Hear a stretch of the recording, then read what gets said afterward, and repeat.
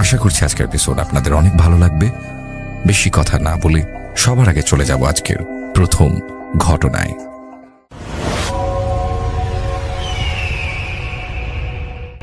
আসসালামু আলাইকুম রাসেল ভাই, আসসালামু আলাইকুম লিসেনার্স, আশা করি সবাই ভালো আছেন।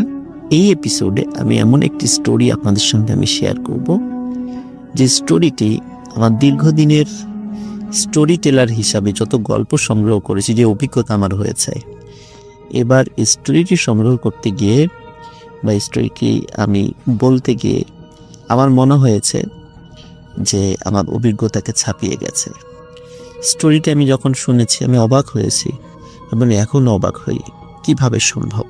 প্রিয় লিসেনার্স, আসলেই সম্ভব, কারণ এটি একটি সত্য ঘটনা এবং এই ঘটনাটি আমাকে দিয়েছে নড়াইল জেলার লোহাগাড়া উপজেলার লাহুরিয়া ইউনিয়নের আলামিনের ঘটনা। আপনারা সবাই অনেক অনেক পছন্দ করেন।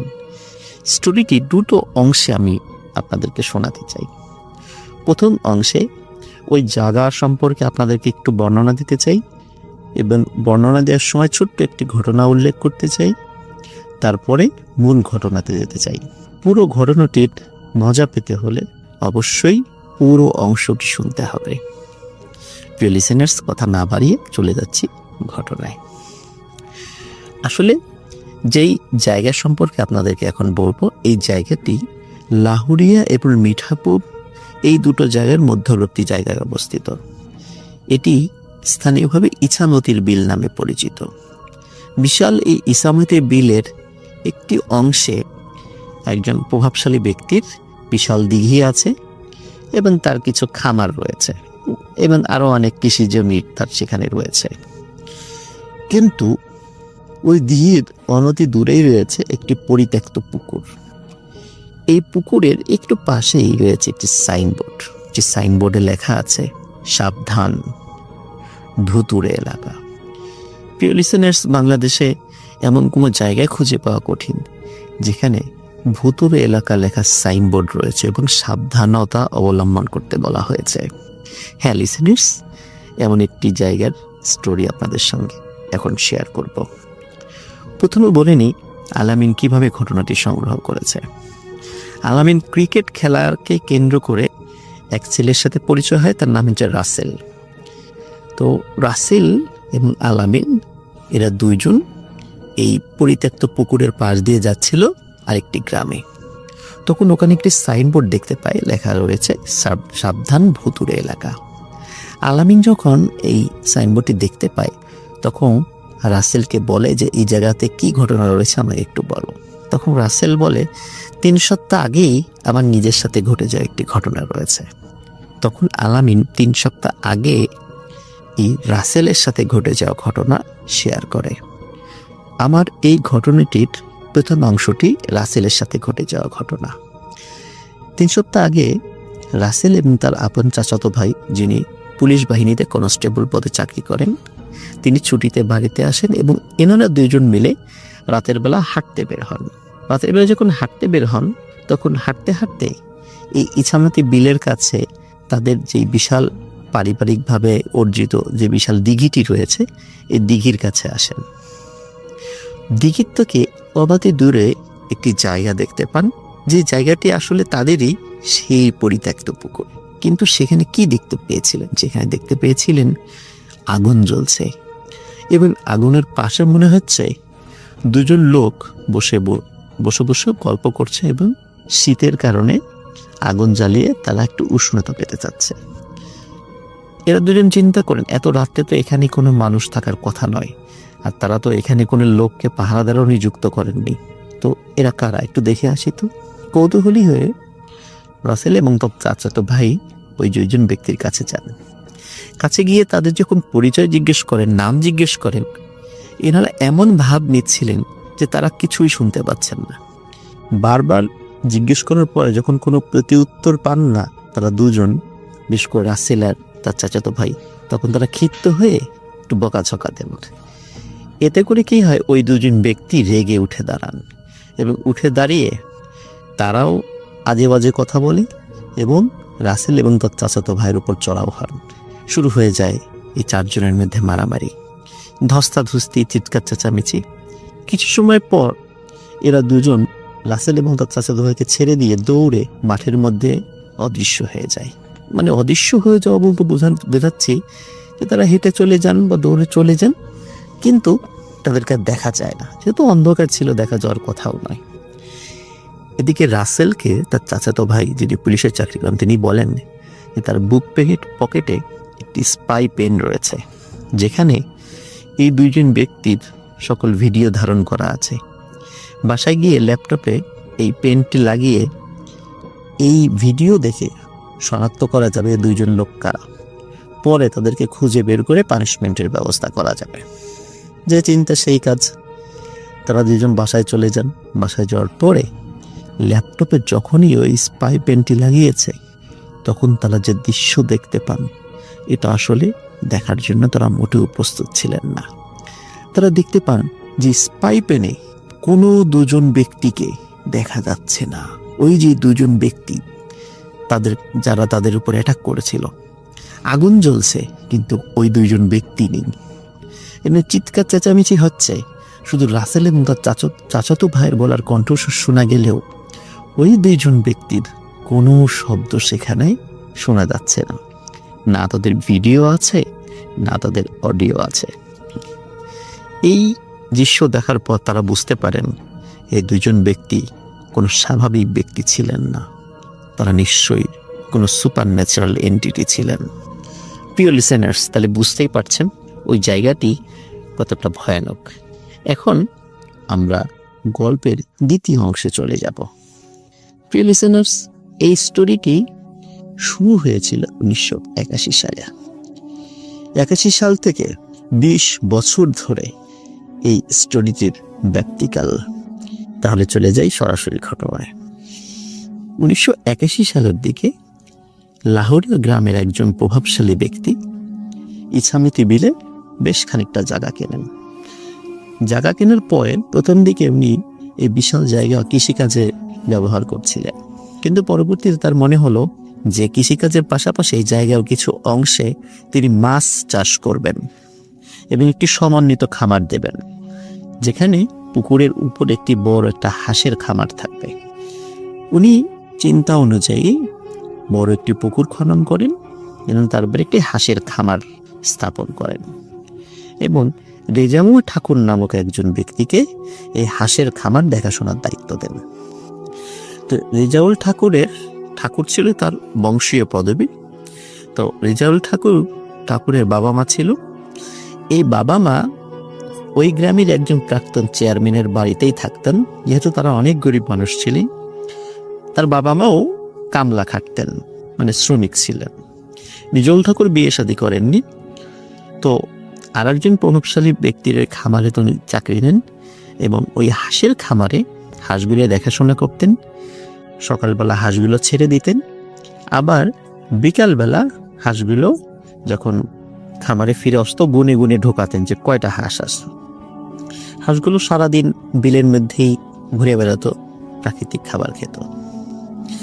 প্রথম মাসখানেক তেমন কোনো সমস্যা হচ্ছিল না, কিন্তু মাসখানেক পরে হঠাৎ একটা সমস্যা রেজাউল ঠাকুরের কাছে পরিলক্ষিত হয়। রেজাউল ঠাকুর দেখতে পান সকালে যখন হাঁসগুলি যখন বের হয়ে যায় এবং বিকালে যখন ফিরে আসে, এখানে কোনো সমস্যা নেই, কিন্তু প্রবলেমটা হলো যে হঠাৎ উনি খেয়াল করেন বিকালে যে হাঁসগুলো তিনি গুনে গুনে ঢোকাচ্ছিলেন, সকালবেলা যখন বের করছেন তখন তার কাছে মনে হচ্ছে যে হাঁস কম কম লাগে এবং তিনি গুনে দেখেন কখনো 2টি, কখনো 4টি, কখনো 5টি হাঁস মিসিং। প্রতিদিন এমন হচ্ছিল। রেজাউল ঠাকুর এই সমস্যার কথা মালিককে জানান। মালিক শুরুতেই রেজাউল ঠাকুর উপর দোষ চাপিয়ে দেন যে তোমার গাফিলতিতেই এটা হচ্ছে, নিশ্চয়ই তুমি হাঁসগুলো বিক্রি করে দিচ্ছ।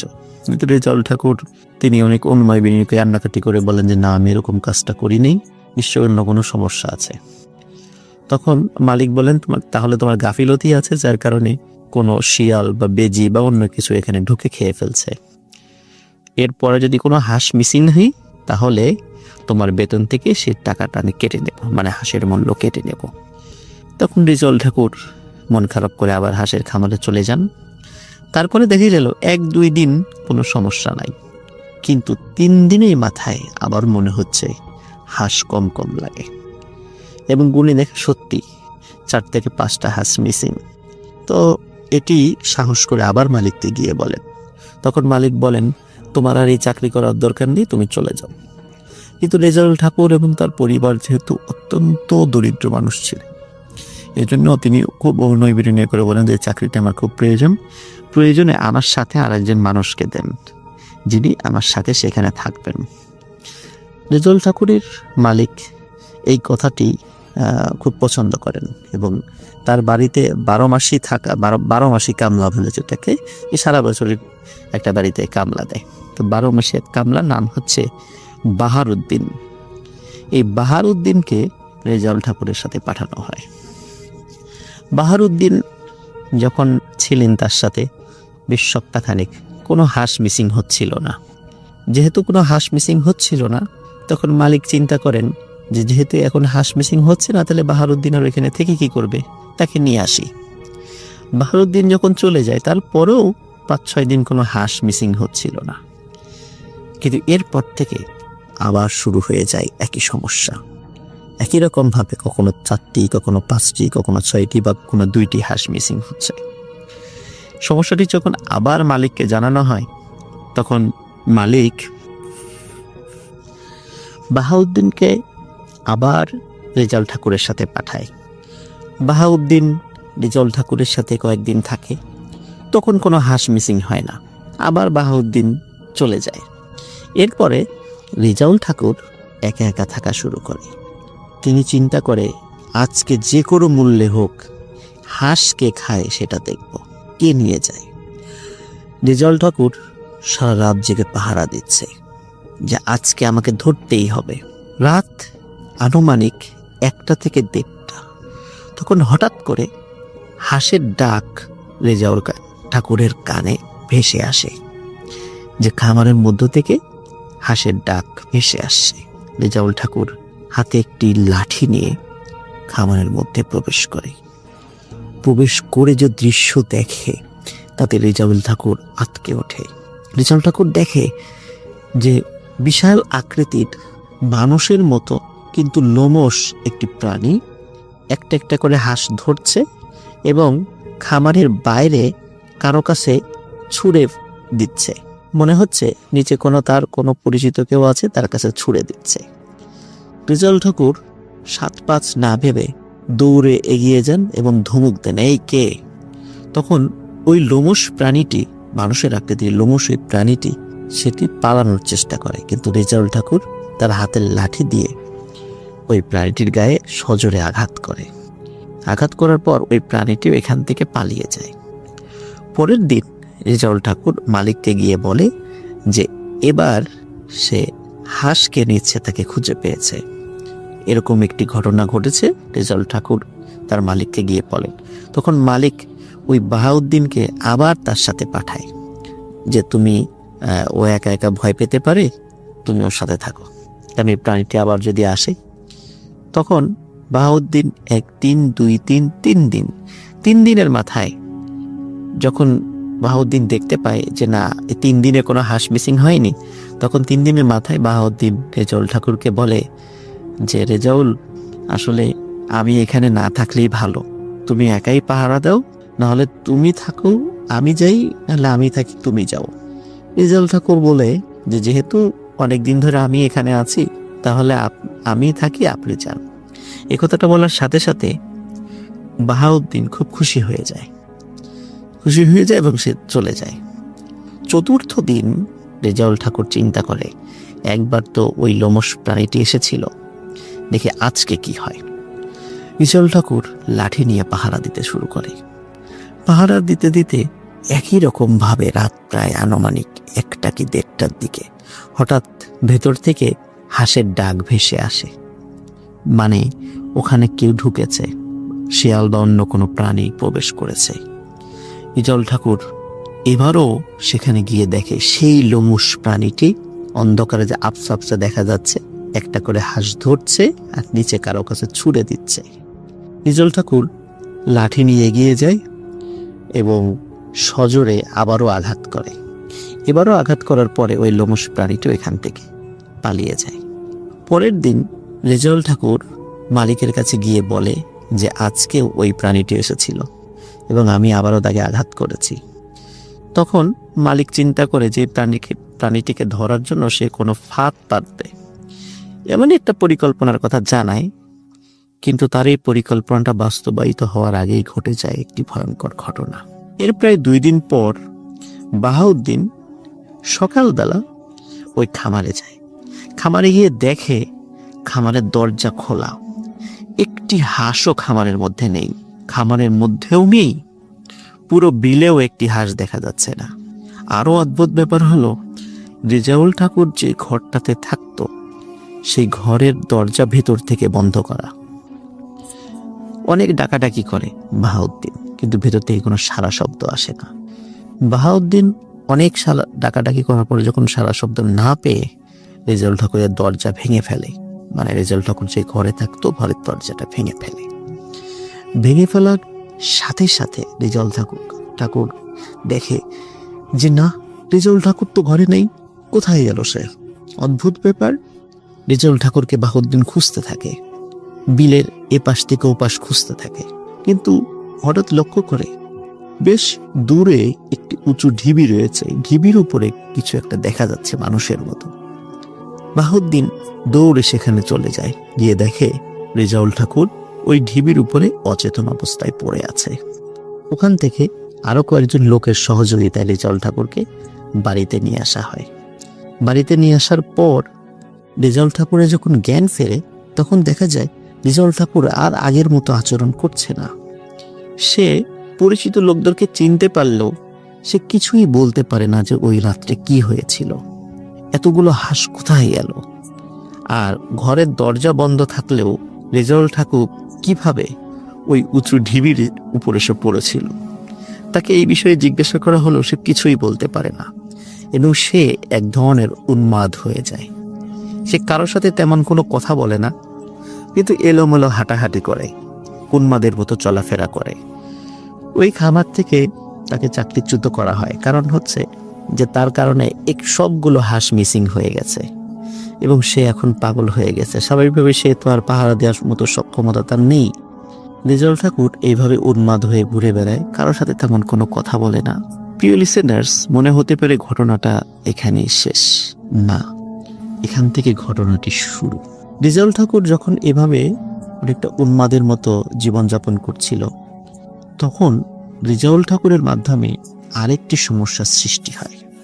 গ্রামের লোকজন দেখতে পায় কে বা কারা রাতের বেলা হাঁস মুরগির যে ঘরগুলি রয়েছে ছোট ছোট, এই ঘরগুলি খুলে দেয় এবং রাতের বেলা হাঁস মুরগিগুলিকে বাইরে বের করে দেয়। প্রথম দিকে লোকজন খুব একটা বেশি ধরতে পারেনি, কিন্তু একটা সময় দেখা গেল যে এই কাজটি আর কেউ নয়, ওই রেজাউল ঠাকুরই করছে। সে রাতের বেলা মানুষের বাড়িতে গিয়ে হাঁস মুরগির ঘরের দরজা খুলে দিচ্ছে, হাঁস মুরগিগুলোকে টেনে হিঁচড়ে বের করে উঠোনে ছেড়ে দিচ্ছে। মানুষজন যখন এই ধরনের আচরণ রেজাউল ঠাকুরের কাছ থেকে পাওয়া শুরু করে, তখন তারা সম্মিলিতভাবে গিয়ে রেজাউল ঠাকুরের বাবা মার কাছে গিয়ে নালিশ করে তার এই আচরণ সম্পর্কে। রেজাউল ঠাকুরের বাবা মা রেজাউল ঠাকুরকে খুব করে শাসন করে, কিন্তু আসলে মানুষজন তেমন কিছু বলতেও পারছে না রেজাউল ঠাকুরকে, বা রেজাউল ঠাকুর বাবা মাও রেজাউল ঠাকুরকে তেমন কিছু বলতেও পারছে না, কারণ সে তো পাগল হয়ে গেছে, কিন্তু কিছুই বলতে পারে না তেমন। এবং সে যা আচরণ করছে, সে আচরণ যে কেন করছে এটা কোনো সেও নিজেও সেটা জানে না, আর সে তো পুরোটাই এক ধরনের উন্মাদ হয়ে আছে আর কি।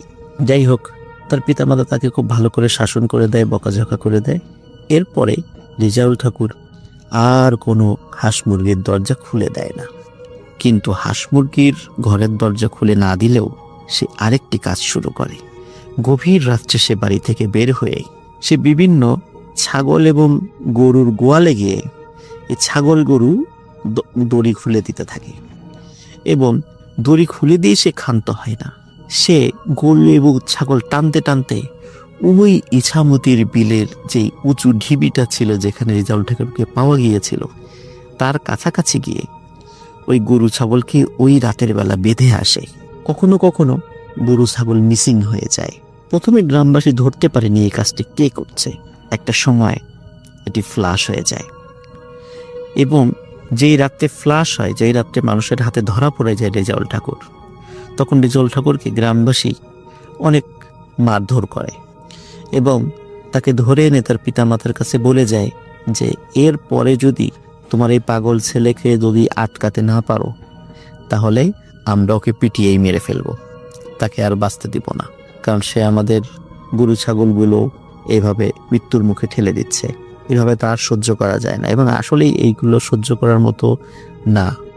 তখন তার পিতামাতা আশ্বস্ত করে সে আর কখনো এই কাজ করবে না, এবং সকলের পরামর্শ অনুযায়ী রেজাউল ঠাকুরের পায়ে শেকল লাগিয়ে দেওয়া হয়। প্রথম দিকে একটু ভালো ছিল, বেশ এই জিনিসগুলো বন্ধ হয়ে যায়। তখন মনে হলো না, রেজাউল ঠাকুর আগের থেকে একটু ভালো হয়েছে, এখন আর শেকল থাকার কোনো প্রয়োজন নেই। তখন তাকে তার শেকলটাও খুলে দেওয়া হয়। রেজাউল ঠাকুর কি করত, সকালবেলা সে বাসার থেকে বের হয়ে যেত এবং সন্ধ্যার পরে বাসায় ফিরে আসতো। এই মধ্যবর্তী সময়ে সে তার নিজের গ্রামেও থাকতো না। কোথায় যেত, সে অনেক দূরের কোনো গ্রামে ঘুরতে যেত। একদিন একটি নালিশ আসে গ্রামে, খুবই ভয়ঙ্কর একটি নালিশ আসে যে রেজাউল ঠাকুর অনেক দূরের একটি গ্রামে গিয়েছিল। গ্রাম দিয়ে সে হেঁটে বেড়ায়, যদি করে বাচ্চার কান্নার আওয়াজ শুনে তখন সে সেখানে গিয়ে বলে, এই বাচ্চাটিকে আমার কোলে দাও। কোলে নিয়ে বিড়বিড় করে কি যেন পরে ফু দেয় ও বাচ্চাটির কপালে। সাথে সাথে বাচ্চার কান্না বন্ধ হয়ে যায়, বাচ্চাটি স্বাভাবিক আচরণ শুরু করে, পিতামাতাও খুশি হয়। কিন্তু অদ্ভুত ব্যাপার হলো, ঠিক 3 দিনের মাথায় ওই বাচ্চাটি মারা যায়। সে কি করতে, এক বাড়িতে এই ধরনের একটি ঘটনা ঘটিয়ে সে একদম কাছাকাছি কোনো বাড়িতে এই ঘটনা ঘটাতো না, আর অনেক দূরে গিয়ে কোনো একটি বাড়িতে যদি কোনো বাচ্চা কান্নাকাটি করো, তখন সেখানে বলতো, বাচ্চাটিকে আমার কোলে দাও। তখন তারা কোলে দিত। কোলে দেওয়ার পর সে বিড়বিড় করে কি যেন ফু দেওয়ার সাথে সাথে বাচ্চাটির কান্না বন্ধ হয়ে যেত। এবং যেই এই রেজাউল ঠাকুরের কোলে যেত এবং কান্নাকাটি বন্ধ হতো, ঠিক 3 দিনের মাথায় ওই বাচ্চাটি মারা যেত। প্রথম দিকে এই ঘটনাগুলো মানে অতটা ফ্লাশ হয়নি, কিন্তু 1 কান 2 কান হতে হতে একটি সময় এটি পুরো গ্রাম ছড়িয়ে পড়ে যে রেজাউল ঠাকুর যেই বাচ্চাকে কোলে নেয়, এই বাচ্চাটি 3 দিনের মধ্যে মারা যায়। কিন্তু রেজাউল ঠাকুর নিজের গ্রামে কিন্তু কখনো এই কাজটি করেনি, অন্য গ্রামে গিয়ে করেছে। কিন্তু নিজের গ্রামে যখনই খবরটি চলে আসে, তখন গ্রামবাসী তার পিতামাতাকে বলে যে তোমার ছেলে এই কাজ করছে। স্বাভাবিকভাবেই তার পিতামাতা বলে যে আমার ছেলে তো পাগল, সে তো এই কাজ কিভাবে করবে, এটা নিশ্চয়ই তোমাদের ভুল হচ্ছে। এখন কোনোভাবে তার পিতামাতা তার পাগল ছেলেকে বুঝিয়ে শুনিয়ে এবারের যাত্রায় বাঁচিয়ে দেয়। কিন্তু এখন শুরু হয় আরেকটি সমস্যা। রেজাউল ঠাকুর এখন নিজ গ্রামেই আরেকটি ভয়ঙ্কর ঘটনা ঘটাতে শুরু করে। গভীর রাত্রে রেজাউল ঠাকুর কোনো বাড়িতে যায়, বাড়িতে গিয়ে দরজায় ঠক ঠক ঠক ঠক আওয়াজ করে। ওই বাড়ির লোকজন যখন দরজা খুলে দেয়, তখন রেজাউল ঠাকুর বলে ওঠে, এই তোর বাচ্চা দিবি, দে আমাকে তোর বাচ্চাটি দে। জাস্ট শুধু এই কথাটি বলতো, আর কিচ্ছু না। এই তোর বাচ্চা দিবি, দে তোর বাচ্চাটিকে আমার কাছে দে। তখন গ্রামবাসী বলতো, ধুর পাগল, যা এখান থেকে, এই বলে দরজা আটকিয়ে দিত। কিন্তু সকাল হলেই ওই বাড়ির কোন একটা শিশু সন্তানের মৃতদেহ পাওয়া যেত, যে ঘরের মধ্যেই বাচ্চাটি মারা গিয়েছে। কি কারণে মারা গিয়েছে এটি জানা যেত না। এভাবে রেজাউল ঠাকুর প্রতিদিন রাত্রেই কারো না কারো বাড়িতে গিয়ে দরজা ঠকঠক করত এবং দরজা খুলে দিলেই একই কথা বলতো, এই তোর বাচ্চা দিবি, দে আমাকে তোর বাচ্চাটিকে দে। এবং এই বাচ্চাটি মারা যেত। গ্রামবাসী রেজাউল ঠাকুরের এহেন কর্মকাণ্ডে অত্যন্ত রাগান্বিত এবং ক্ষুব্ধ হয়। শুধু পাগল বলে বারবার সে বেঁচে যাচ্ছিল। একটি সময় আরো একটি ভয়ঙ্কর ঘটনা ঘটে। সেটি হলো, এক রাত্রে রেজাউল ঠাকুর একটি বাড়িতে গিয়েছে, কিন্তু সৌভাগ্যবশত ওই বাড়ির একজন পুরুষ লোক সে রাতের বেলা ওয়াশরুমে গিয়েছিল। ওয়াশরুম থেকে বের হয়ে দেখে রেজাউল ঠাকুর ওই বাড়ির কাছে কেবল এসেছে, তখনও দরজা ঠকঠক করে। তখন উনি চিৎকার চেঁচামেচি শুরু করে দেয়, আশেপাশ থেকে লোকজন চলে আসে, রেজাউল ঠাকুর ধরা পড়ে যায় এবং ওইখানে তাকে বেদম পিটুনি দেয়া হয়। পিটুনি দিয়ে রেজাউল ঠাকুরকে তার পিতামাতার কাছে নিয়ে যাওয়া হয় ওই রাত্রেই। বলে যে তোমার ছেলে আমার বাড়িতে গিয়েছিল, সে কিছু বলার আগেই আমি নিয়ে এসেছি, তোমার ছেলেকে এখন আবারও শিকল দিয়ে বেঁধে রাখতে হবে। তখন রাত্রেই তাকে শিকল দিয়ে বেঁধে রাখা হয় এবং বলে দেওয়া হয় যে শিকল দিয়ে বেঁধেও যেহেতু আগেও কোনো সমস্যার সমাধান হয়নি, সুতরাং আজ রাত্রেই মা বাবা সহ এবং এই রেজাউল ঠাকুর গ্রাম ছাড়া হতে হবে। তার পিতামাতা অনেক অনুনয় বিনয় করেন, আমার সন্তান তো পাগল, সে তো বোঝে না কিছু। কিন্তু গ্রামবাসী কিছুই শুনে না, বলে যে আজ রাত্রেই তোমরা এই গ্রাম ছেড়ে চলে যাবা। শেষ পর্যন্ত তার পিতামাতা রাজি হয়, তারা রেজাউল ঠাকুর সহ গ্রাম ছেড়ে চলে যেতে চায় এবং সত্যি গ্রামবাসী ওই সময় তাদের ব্যাগটা গুছিয়ে দেয়। রাত্রেই সকলের সামনে তারা গ্রাম ছেড়ে রওনা হয়। সবাই হাঁপ ছেড়ে বাঁচে যে রেজাউল ঠাকুর গ্রাম থেকে বিদায় হয়েছে। কিন্তু অদ্ভুত ব্যাপার ঘটে সকালবেলা দেখে যে একজন প্রাক্তন চেয়ারম্যানের বাড়িতে তার পিতামাতা থাকতো, ঠিক সেই বাড়ির উঠোনেই তার পিতামাতা অজ্ঞান হয়ে পড়ে আছে। কিন্তু রেজাউল ঠাকুর আর নেই, তাকে কোথাও পাওয়া যাচ্ছে না। সবাই জিজ্ঞেস করে, কি ব্যাপার, তোমরা যাও নাই? বলে, হ্যাঁ আমরা তো গেছিলাম, পরে গভীর রাত্রে একটা বট গাছের নিচে শুয়ে পড়ি, ঘুম আসতেছিল, এরপরে তার আমাদের কিছু মনে নাই। তারপর তো দেখি সকালবেলা আমরা এখানে, আর রেজাউলকেও তো কোথাও পাচ্ছি না।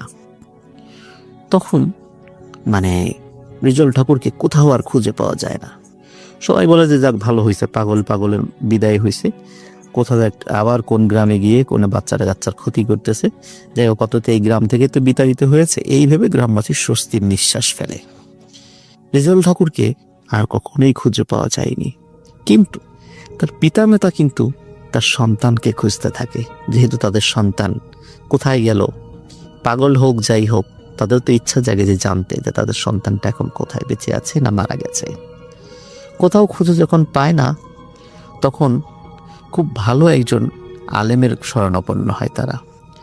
সে আলেমকে বলে যে আপনি একটু খোঁজ নিয়ে দেখবেন আপনার কাছে থাকা জিনদের মাধ্যমে যে আমার সন্তানটি কোথায় আছে, ভালো আছে, বেঁচে আছে না মারা গেছে।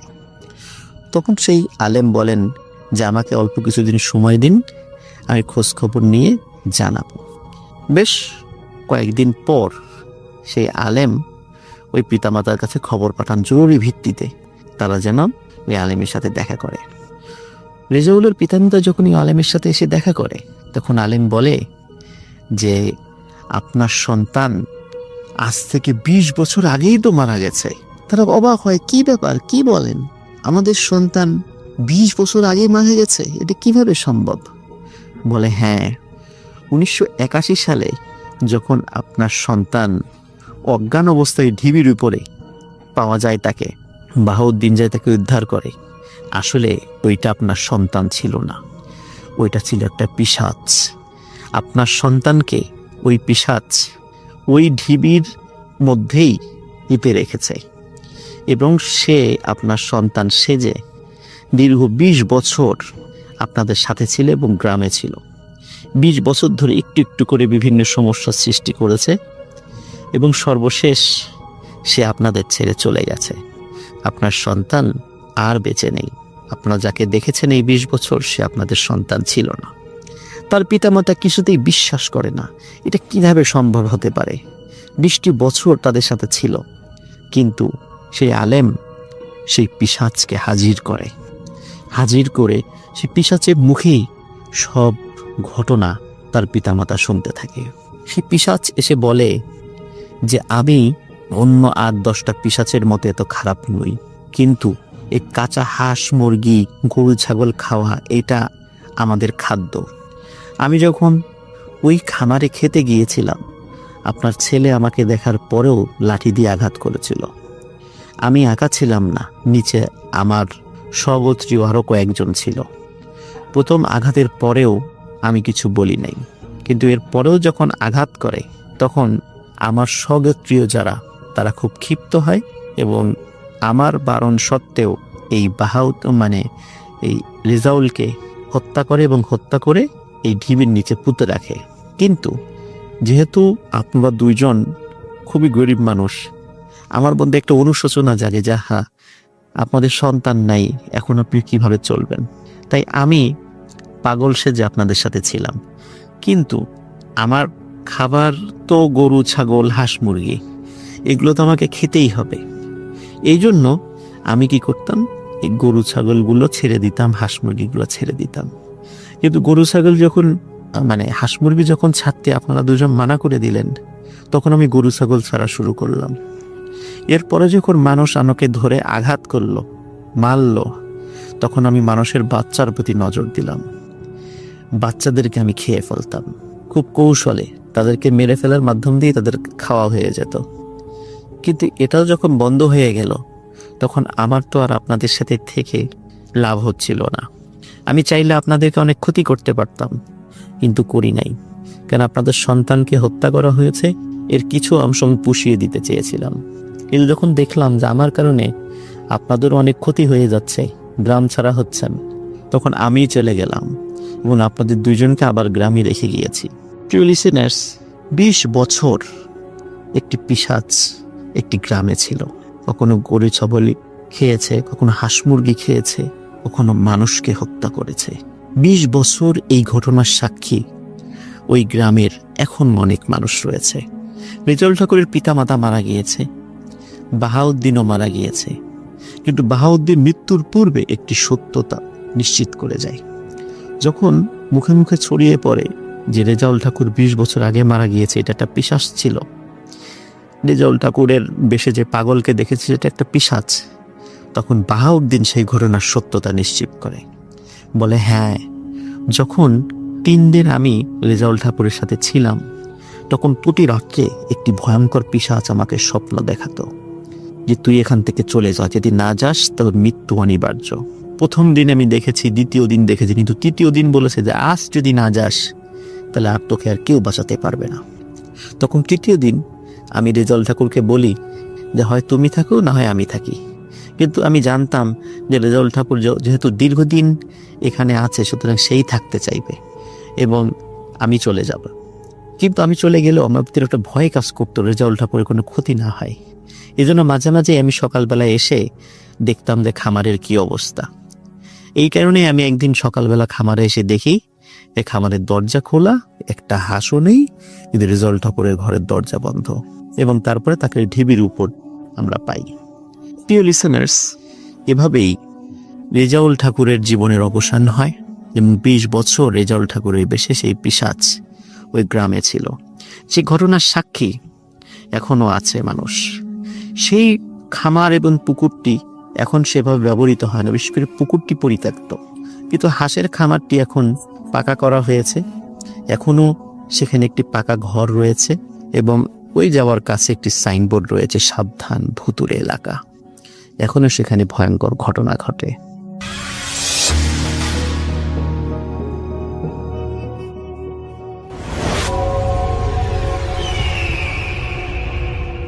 কেমন আছো বন্ধুরা? আশা করছি ভালো আছো। যাই হোক, বেশি কথা বলবো না, চলো আর কথা না বাড়িয়ে এবার আমরা শুরু করে দিচ্ছি প্রথম ঘটনা। সময়টা খুব একটা পুরনো নয়, প্রায় 2014 সালের দিকে ঘটেছিল। তখন আমি ট্রাক চালাতাম, অনেকে লরি বলে। তো কলকাতা থেকে শিলিগুড়ি পর্যন্ত যাতায়াত করতাম প্রায়।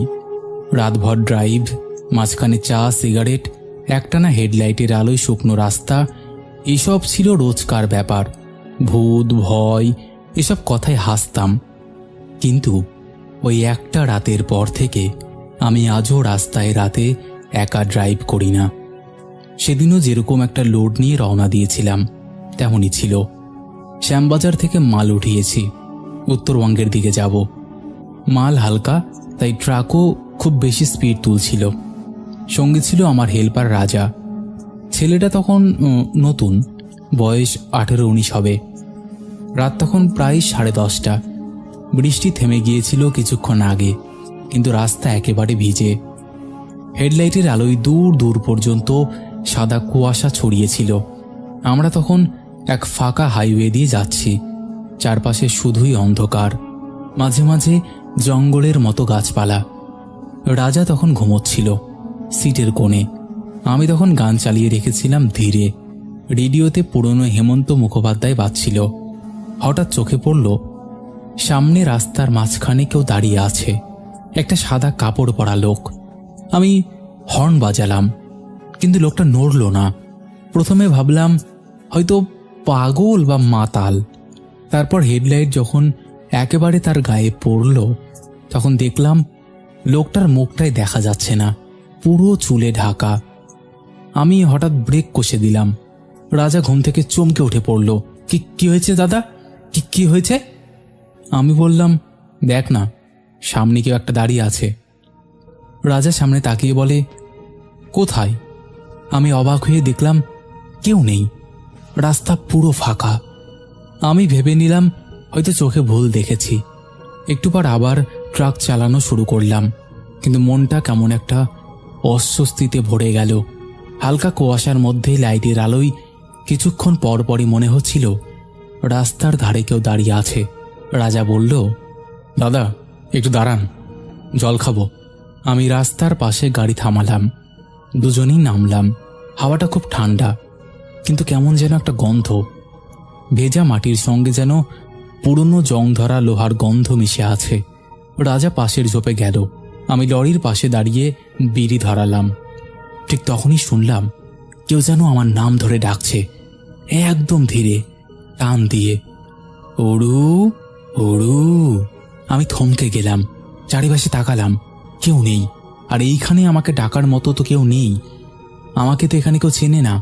রাজা তখনও ঝোপের দিকে। আমি চেঁচিয়ে বললাম, রাজা তুই বললি কিছু? ও বলল, না দাদা, আমি তো জল খাইতেছিলাম। আমি কিছু না বলে গাড়িতে উঠে ইঞ্জিন চালালাম। এবার বলে দিই যে ও জল খেতে কেন নামলো। আদতে আমরা রাস্তা দিয়ে যখন যাচ্ছিলাম তখন পাশে একটা কল চোখে পড়েছিল, টিউবওয়েল যেটাকে বলে। সেখানে জল এনে সে ওখানেই খাচ্ছিল। বোতলের জল শেষ হয়ে গিয়েছিল। তো যাই হোক, জল খেয়ে রাজা উঠে এলো। তারপর আবার রওনা দিলাম। কিন্তু অদ্ভুত ব্যাপার, যতই চালাই মনে হচ্ছিল কেউ যেন ট্রাকের কেবিনের পেছনে বসে আছে। পেছনে তাকাতে সাহস হচ্ছিল না। তখন প্রায় রাত 1টা। রাস্তার এদিক ওদিকে কোনো আলো নেই। হেডলাইটের আলোয় কুয়াশার মধ্যে ট্রাকের আওয়াজটা যেন আরো ভারী লাগছিল। রাজা তখন ঘুমে ঢুলছে। আমি একবার পেছনের আয়নায় তাকালাম। স্পষ্ট দেখলাম আমার সিটের পেছনে কারোর একটা ছায়া, চুলে ঢাকা, কিন্তু মাথাটা কাত হয়ে আমার দিকে তাকানো। আমার হাত অবশ হয়ে গেল। ব্রেক কষে ট্রাক থামিয়ে দিলাম। রাজা চমকে উঠে বলল, কেন থামাইছেন দাদা? আমি কাঁপা গলায় বললাম, পেছনে কে আছে? রাজা হাসতে হাসতে বলল, পেছনে কেউ নাই তো। আমি সাথে সাথে দরজা খুলে নিচে নেমে পড়লাম। ট্রাকের চারপাশ ঘুরে দেখলাম, কেউ নেই। আবার কেবিনে উঠলাম, কিন্তু কেবিনের ভেতরটা ঠান্ডা, একেবারে বরফের মতো। রাজা বলল, দাদা আপনি ঠিক আছেন? আমি কিচ্ছু বললাম না, কেবল গাড়ি চালানো শুরু করলাম। কিছু দূর গিয়ে রাস্তার ধারে একটা ছোট্ট দোকান দেখলাম, চায়ের দোকান। সামনে কয়েকটা ট্রাক দাঁড়ানো। আমি ভাবলাম একটু চা খেয়ে মাথাটা ঠান্ডা করি। আমরা থামলাম। দোকানের মালিক বয়স্ক লোক, ধুতি গেঞ্জি পরা। আমি চা নিতে নিতে বললাম, কাকা এই রাস্তায় আজব কিছু হয় কখনো? লোকটা একবার আমার মুখের দিকে তাকিয়ে হাসলো, তারপর বলল, রাত 10টার পর ওই রাস্তায় বেশি গাড়ি যায় না বাবু, সবাই এড়িয়েই চলে। আমি বললাম, কেন? লোকটা বলল, বছর 5 আগে একটা ট্রাক উল্টে গেছিল এখান থেকে 8 কিলোমিটার দূরে। চালকটা সেখানেই মরছিল। তার বউ সেদিন ওর সঙ্গে যেতে চেয়েছিল, কিন্তু যায়নি। পরে নাকি ওই মেয়েটার লাশও ওই রাস্তাতেই পাওয়া গেছিল। তারপর থেকে মাঝে মাঝে নাকি কেউ কেউ ওকে দেখে, সাদা কাপড় পরা, চুলে ঢাকা মুখ। আমার ঠোঁট শুকিয়ে গেল, চা হাতে কাঁপছিল। রাজা অবাক হয়ে আমার দিকে তাকিয়ে বলে, দাদা ওই রাস্তায় আমরা তো একটু আগেই গিয়েছিলাম। আমি মাথা নাড়লাম। দোকানদার বলল, তোমরা তো এই রাস্তা পার হয়েছ, কিছু দেখোনি? আমি শুধু বললাম, না। কিন্তু ভেতরে ভেতরে একটা অজানা ঠান্ডা ঢেউ বয়ে যাচ্ছিল শরীরের ভেতর দিয়ে। আমরা চা খেয়ে আবার গাড়িতে উঠলাম। আমি ঠিক করলাম আর থামবো না, একদম ভোর পর্যন্ত চালিয়ে যাব। কিন্তু রাত তখনও অনেক বাকি, আর ওই রাতটা যেন শেষই হচ্ছিল না। রাত প্রায় 2:30। রাস্তা সম্পূর্ণ ফাঁকা। রাজা তখন ঘুমিয়ে আছে, মাথাটা কাচের পাশে ঠেস দিয়ে। আমি একা চালাচ্ছিলাম। হঠাৎ কেবিনের ভেতরে একটা তীব্র ঠান্ডা হাওয়া ঢুকলো। এদিকে জানালাগুলো বন্ধ। তারপর স্পষ্ট শুনতে পেলাম পেছন থেকে একটা নিঃশব্দ হাসির আওয়াজ, যেন কেউ দম বন্ধ করে হাসছে। আমি ঘাড় ঘোরাতে পারছিলাম না, শরীর কেমন পাথর হয়ে গেল। ওই আওয়াজটা ধীরে ধীরে জোরালো হতে লাগলো, তারপর একদম কান ঘেঁষে, তুমি আবার এসেছো? আমার বুক কাঁপতে লাগলো। স্টিয়ারিং থেকে হাত ছুটে যাচ্ছিল। সামনে রাস্তার মাঝে হঠাৎ একটা সাদা ছায়া দেখা দিল। আমি ব্রেক কষলাম, গাড়ি প্রায় উল্টে গেল। রাজা চিৎকার করে উঠে বলল, কি হয়েছে দাদা? আমি কাঁপা গলায় বললাম, সামনে সামনে কেউ দাঁড়িয়েছিল। রাজা নিচে নেমে দেখলো কেউ তো নেই। আমি তখন শ্বাস নিতে পারছি না, বুকটা ধরপড় করছে। রাজা বলে, দাদা থামেন, একটু পানি খাই। আমি নামলাম না, শুধু হেডলাইটের আলোয় দেখলাম রাস্তার ধারে একটা সাদা কাপড় উড়ছে, যেন কেউ হেঁটে গেল ঠিক এখনই। রাজা কিছু দেখেনি। আমি তখন শুধু ইঞ্জিন চালিয়ে দিলাম, বললাম, চল চল চল চল, এখান থেকে বেরোই। প্রায় আধ ঘন্টা পর একটা টোল প্লাজা পড়ল। গিয়ে থামলাম। গার্ড এসে টোকা দিয়ে বলল, কোথা থেকে আসছেন? আমি বললাম, কলকাতা। সে বলল, এই রাস্তা দিয়ে রাতের বেলায় চালান? আমি বললাম, জি, কাজ তো করতে হয়। গার্ড কেমন যেন চমকে ওঠে। আমি বললাম, কি হয়েছে? গার্ডকে জিজ্ঞাসা করাতে সে ওই চায়ের দোকানের মতন একই কথা বলল। আমি আর কিছু বললাম না, টাকা দিয়ে পাশ কাটালাম। কিন্তু ওখান থেকে বেরিয়েই কিছু অদ্ভুত ঘটল। ট্রাকের পেছনের আয়নায় স্পষ্ট দেখলাম রাজা নেই। আমি থমকে গেলাম, চিৎকার করে ডাকলাম, রাজা, এই রাজা! কোনো সাড়া নেই। আমি দরজা খুলে নিচে নেমে এলাম। রাস্তা ফাঁকা, হালকা বাতাস বইছে। হঠাৎ গাড়ির ভেতর থেকে শুনতে পেলাম রাজার কণ্ঠ, দাদা ভয় কিসের? আমি পেছনে তাকিয়ে দেখলাম রাজা বসে আছে, কিন্তু ওর চোখ একদম ফাঁকা, কপাল থেকে রক্ত গড়াচ্ছে আর মুখে হাসি। আমি দৌড়ে পালাতে গিয়েছিলাম, কিন্তু পা নড়ছিল না, যেন কেউ পা চেপে ধরে রেখেছে। ঠিক তখনই কানে শুনলাম সেই একই গলা, তুমি কি আমায় দেখেছো? আমি চিৎকার করে জ্ঞান হারালাম। পরদিন সকাল প্রায় 8টার দিকে আমি চোখ খুললাম। দেখি আমি একদম হাইওয়ের পাশে পড়ে আছি। লোকজন জড়ো হয়েছে, কেউ জল দিচ্ছে। আমার ট্রাক রাস্তার পাশে পড়ে আছে, দরজা খোলা। পুলিশ এসে আমাকে জিজ্ঞাসা করলো, কি হয়েছে? আমি সব খুলে বললাম।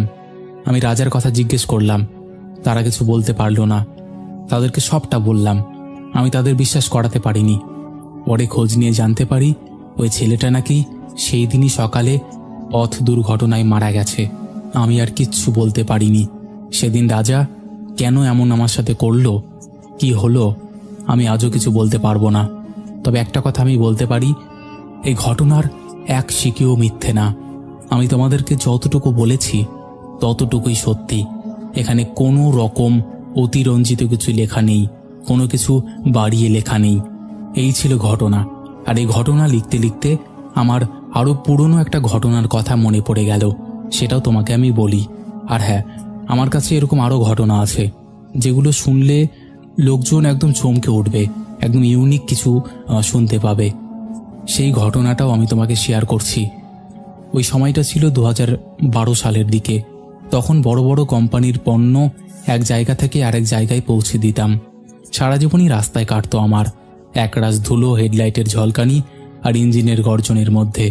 সেদিনও ঠিক আগের মতোই সন্ধেবেলায় হাওড়ার দিক থেকে মাল তুলে রওনা দিয়েছিলাম মেদিনীপুরের দিকে। মালটা ছিল সিমেন্টের বস্তা। হিসেব মতো রাতের মধ্যেই পৌঁছে যাওয়ার কথা ছিল, কিন্তু দুপুরের পর হঠাৎ শুরু হলো প্রচণ্ড বৃষ্টি। তারপর রাস্তায় শুনলাম সামনে একটা দুর্ঘটনা ঘটেছে। পুলিশ রোড ব্লক করে দিয়েছে, ফলে সব গাড়ি থেমে আছে। যে অংশটা বন্ধ হয়েছে সেটা এক জঙ্গল ঘেরা রাস্তা। লোকজন বলে রাতে কেউ সেখানে গাড়ি থামায় না, কেউ কেউ নাকি সেখানে অদ্ভুত কিছু দেখেছে। কিন্তু আমি এসব বিশ্বাস করতাম না, ভাবতাম সবই গাঁজাখুরি কথা। তখন প্রায় 8টা। বৃষ্টিটা একটু ধরে এসেছে, কিন্তু বাতাসে ভেজা মাটির গন্ধ, চারপাশে গাছের সারি, অন্ধকারে হেডলাইটের আলোয় সামনের রাস্তা ছাড়া কিছুই দেখা যায় না। কিছু দূর এগোতেই দেখলাম বিশাল ট্রাকের লাইন। বুঝলাম ঘটনাটা এখানেই ঘটেছিল। পুলিশ এখনো রাস্তা খুলে দেয়নি। আমি গিয়ে একটা ফাঁকা জায়গা পেয়ে লরিটাকে দাঁড় করালাম। সামনে পেছনে দুটো ট্রাক, কিন্তু আমার জায়গাটা একটু আলাদা। ডান দিকে ঘন জঙ্গল। যাই হোক, জানালাটা নামিয়ে বিড়ি ধরালাম। ইঞ্জিন তখনও চলছিল। দূরে কোথাও ট্রাকের আওয়াজ শোনা যাচ্ছে। হঠাৎ মনে হলো পাশের জঙ্গলের ভেতর থেকে কারোর হাঁটার শব্দ আসছে। শুকনো পাতার ওপর দিয়ে কেউ হাঁটছে ধীরে ধীরে, নিয়মিত পায়ে পায়ে।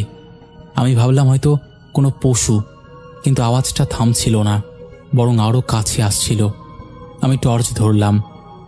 হেডলাইটের আলোয় রাস্তার ধারে একটা ছায়ামূর্তি দাঁড়িয়ে থাকতে দেখলাম। মানুষ মনে হচ্ছিল, কিন্তু বুঝতে পারছিলাম না কে। আমি জানালা দিয়ে মাথা বের করে চেঁচিয়ে বললাম, এই এই, কে ওখানে?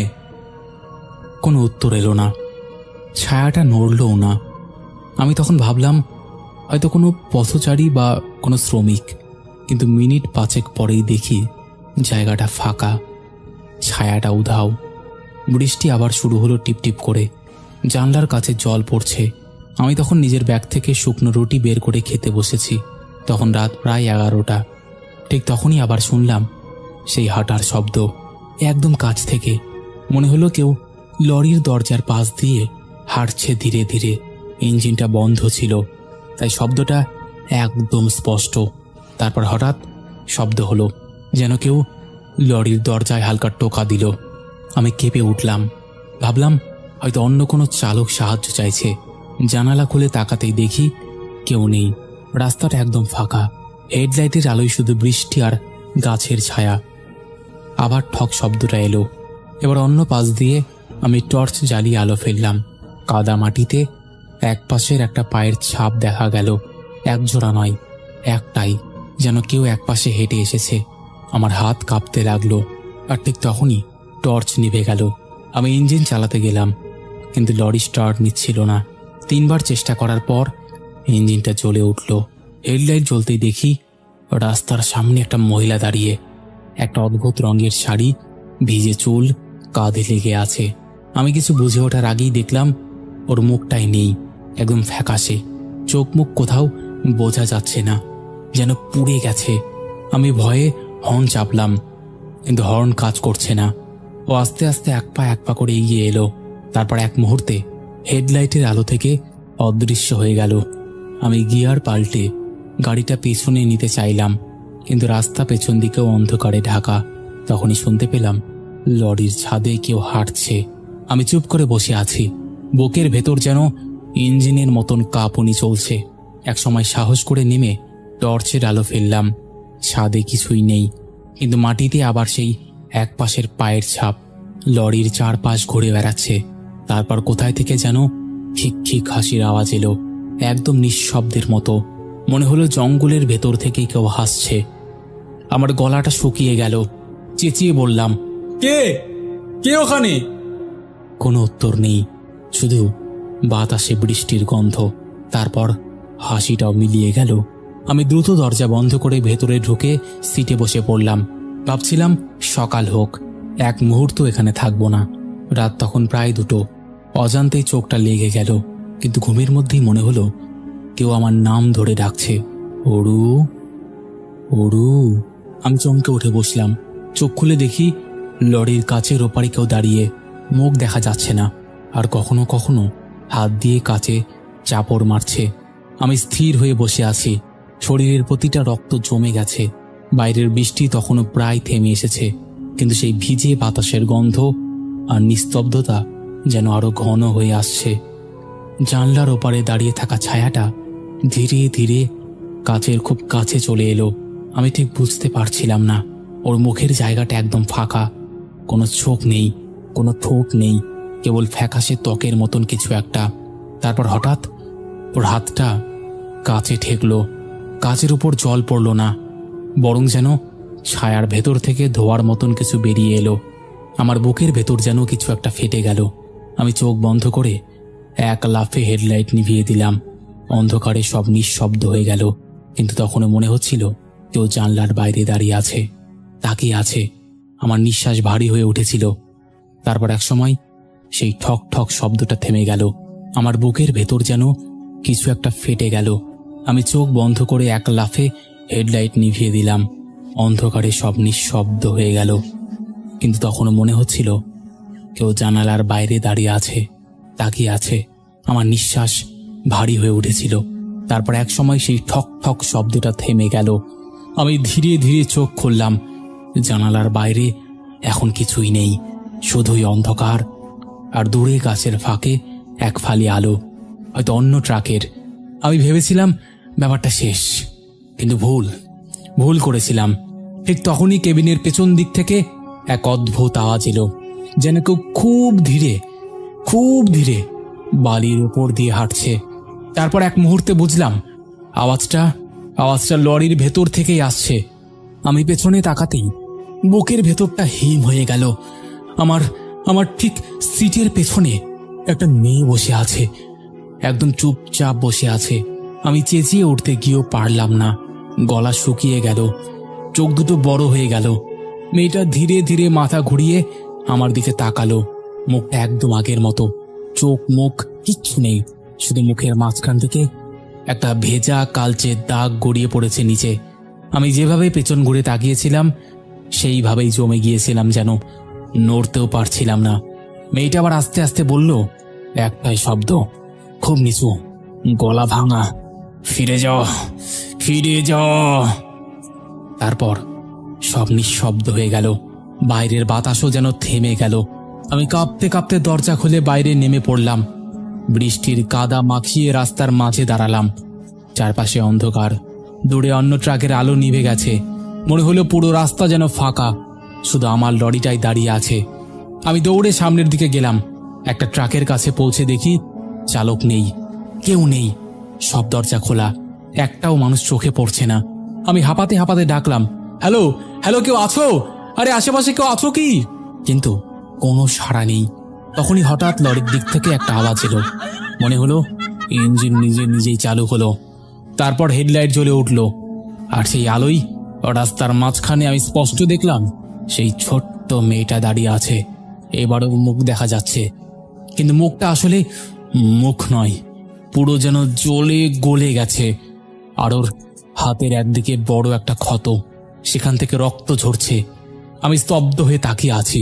মেয়েটা ধীরে ধীরে এগিয়ে আসছে আমার দিকে, পা টেনে টেনে হাঁটছে। আমি পেছাতে রাস্তার ধারে এসে গাছের গায়ে ঠেকলাম। তখন ও আমার কাছাকাছি। মুখের হালকা আলোয় দেখলাম ওর চোখের জায়গাটাই একদম ফাঁকা গর্ত। আমার ঠোঁট শুকিয়ে গিয়েছিল, গলা দিয়ে আওয়াজ বেরোচ্ছিল না। হঠাৎ ওর গলা থেকে একটা ভাঙা শব্দ বেরোলো, যেন কেউ কাঁদছে আর হাসছে একসাথে। তারপর বলল, তুমি ওইখানে ছিলে? আমি কাপা গলায় বললাম, কে তুমি? কে? ওর মুখের দিক থেকে শুধু শো বাতাস বেরোলো। তারপর হঠাৎ সব নিঃশব্দ। মেয়েটা এক মুহূর্তে অদৃশ্য হয়ে গেল। শুধু হেডলাইটের আলোয় দেখা গেল রাস্তার ওপর একজোড়া পায়ের ছাপ কাদার মধ্যে। তারপর মিলিয়ে গেল ধীরে ধীরে। আমি পেছন ঘুরে দেখি রাস্তার অন্য প্রান্তে একটা পুরনো বাঁধানো জায়গা। মনে হলে কেউ দুর্ঘটনায় মারা গিয়েছিল হয়তো। আমি সেই দিকে এগিয়ে গেলাম। সেখানে একটা ছোট্ট পাথর বসানো, তার উপর ঘোলা বৃষ্টির জলে লেখা কিছু অক্ষর। বুঝতে পারলাম ঠিক এই জায়গায় একজনকে সমাধি দেওয়া হয়েছিল। যাই হোক, আমি আর কোনো রকম দেরি না করে সেখান থেকে বেরিয়ে এলাম। তারপরেই শুনলাম কিছু বছর আগে ওই রাস্তায় এক লরি উল্টে পড়ে আগুন ধরে গিয়েছিল। চালক বেঁচে গিয়েছিল, কিন্তু পাশে বসা একটা মেয়ে, যার নাম ছিল সুনিতা, পুড়ে গিয়েছিল পুরো শরীর সহ। আর লোকজন বলতো রাতে মাঝে মাঝে নাকি ওকে দেখা যায় লরির সামনে। তখন আমি বুঝলাম আসলে বিষয়টা কি। কিন্তু আমি যে সেই যাত্রায় বেঁচে ফিরেছি, এটাই আমার কাছে একটা বিশাল বড় ব্যাপার। এই ছিল আমার আরও একটা অভিজ্ঞতা। এই অভিজ্ঞতাটা তো অনেকে শুনে ভাববে এমনও হয়? এতটা ভয়ের কিছু হওয়ার পরে আমি কি করে বেঁচে আছি? আমিও তোমাদের কাছে সেম কোশ্চেনটাই করছি। আমার হয়তো আয়ু ছিল, তাই আমি বেঁচে ফিরেছি বলতে পারো। সত্যি কথা বলতে এমন ঘটনা না কেমন যেন একটা মনের মধ্যে শিহরণ জাগায়। কিন্তু যার সাথে ঘটনা ঘটে সেই একমাত্র জানে যে কেমন লাগে। যাই হোক, এই ছিল ঘটনা।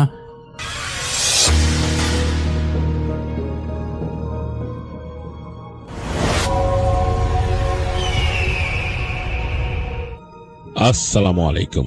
আপনাদের সবাইকে সাদর আমন্ত্রণ জানাচ্ছি। আমি আহমেদ বাবু। কেমন আছেন আপনারা? আশা করি সবাই ভালো আছেন।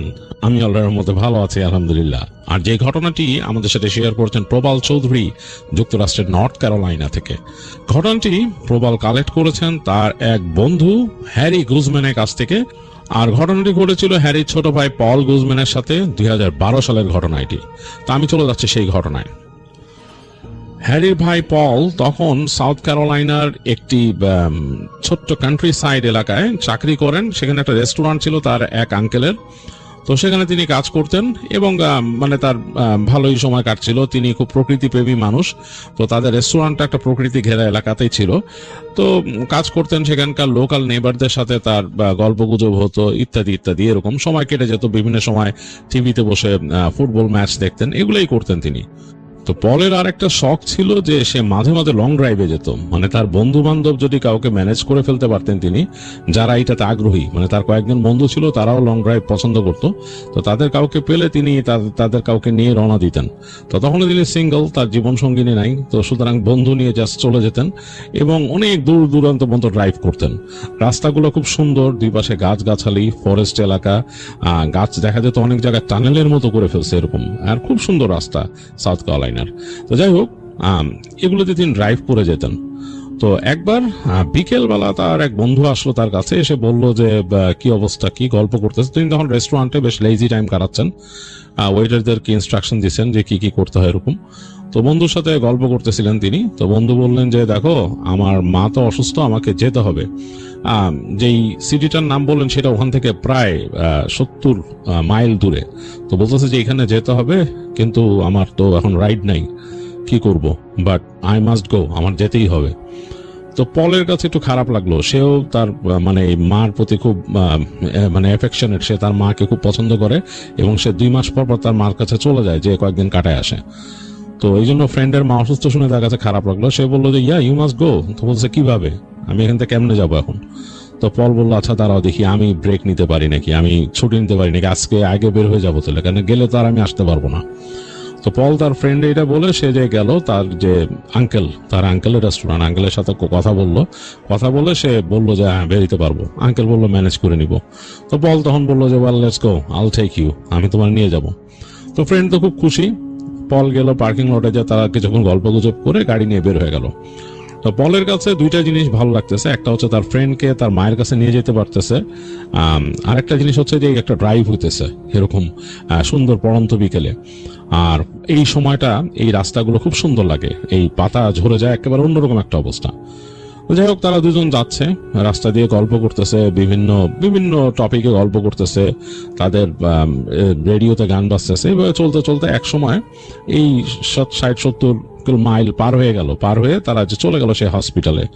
তো হসপিটালে যে ফ্রেন্ডকে নিয়ে গেল, ফ্রেন্ড উঠে গেছে, সে বসে আছে লবিতে। তো দেখলো যে একটু পরে ফ্রেন্ড খুব দুশ্চিন্তা ভরে নামছে, বলতেছে যে মায়ের সিচুয়েশন ভালো না, মানে আই মাস্ট স্টে হিয়ার, আমি এখানে থেকে যাই আজকে। তো তুই তো পারবি না, সো ইউ লিভ, তুই চলে যা, আমি কালকে কোনোভাবে চলে আসবো, আল ম্যানেজ ইট, আমি চলে আসবো। তো পল বলতেছে না না, তুমি না পারলে you must let me know, আমি এসে তোমার পিক আপ করবো। তো ফ্রেন্ড বলতেছে না না, ডোন্ট ওয়ারি অ্যাবাউট মি, তুমি চলে যাও অ্যান্ড আল ম্যানেজ ইট। তো যাই হোক, পল বলল আর ইউ শিওর? বলে হ্যাঁ। তো ফ্রেন্ডকে সে শিওর করে সে বললো তোরা খাবার দাবার কিছু কিনে দিয়ে যাই। তো তার ফ্রেন্ড বলতেছে না। তারপরও সে ওখান থেকে যে ক্লোজেস্ট রেস্টুরেন্ট থেকে কিছু খাবার দাবার বন্ধুকে কিনে দিয়ে সে ওখান থেকে রওনা দেয়। যখন রওনা দিচ্ছে তখন রাত হয়ে গেছে, মানে তখন প্রায় রাত 8টার মতো বাজে। তো পল চিন্তা করলো যে একটা হিসাব করলো কতক্ষণ লাগবে তার এই যেতে। হিসাব করে দেখলো প্রায় 2 ঘন্টার মতো, 1.5-2 ঘন্টা এরকম লেগে যাবে। তো যেহেতু ওখানে আঁকা বাঁকা রাস্তা, ফরেস্টের রাস্তা, খুব স্ট্রেইট টেনে আসা যায় না, খুব কার্ভি রোড। তো যাই হোক, সে হিসাব করে রওনা দিল। তো আসতেছে, ব্যাক করতেছে। তো মোটামুটি অনেক দূর চলে আসছে। এই সময় আকাশে মেঘ করলো বেশ। সে মানে দেখলো কড়কড় করে বাজ ডাকতেছে। দূরে তাকায় দেখলো যে আকাশে একেবারে মানে ঘন কালো এবং গ্রে কালারে মেঘে ছেয়ে গেছে পুরো জিনিসটা।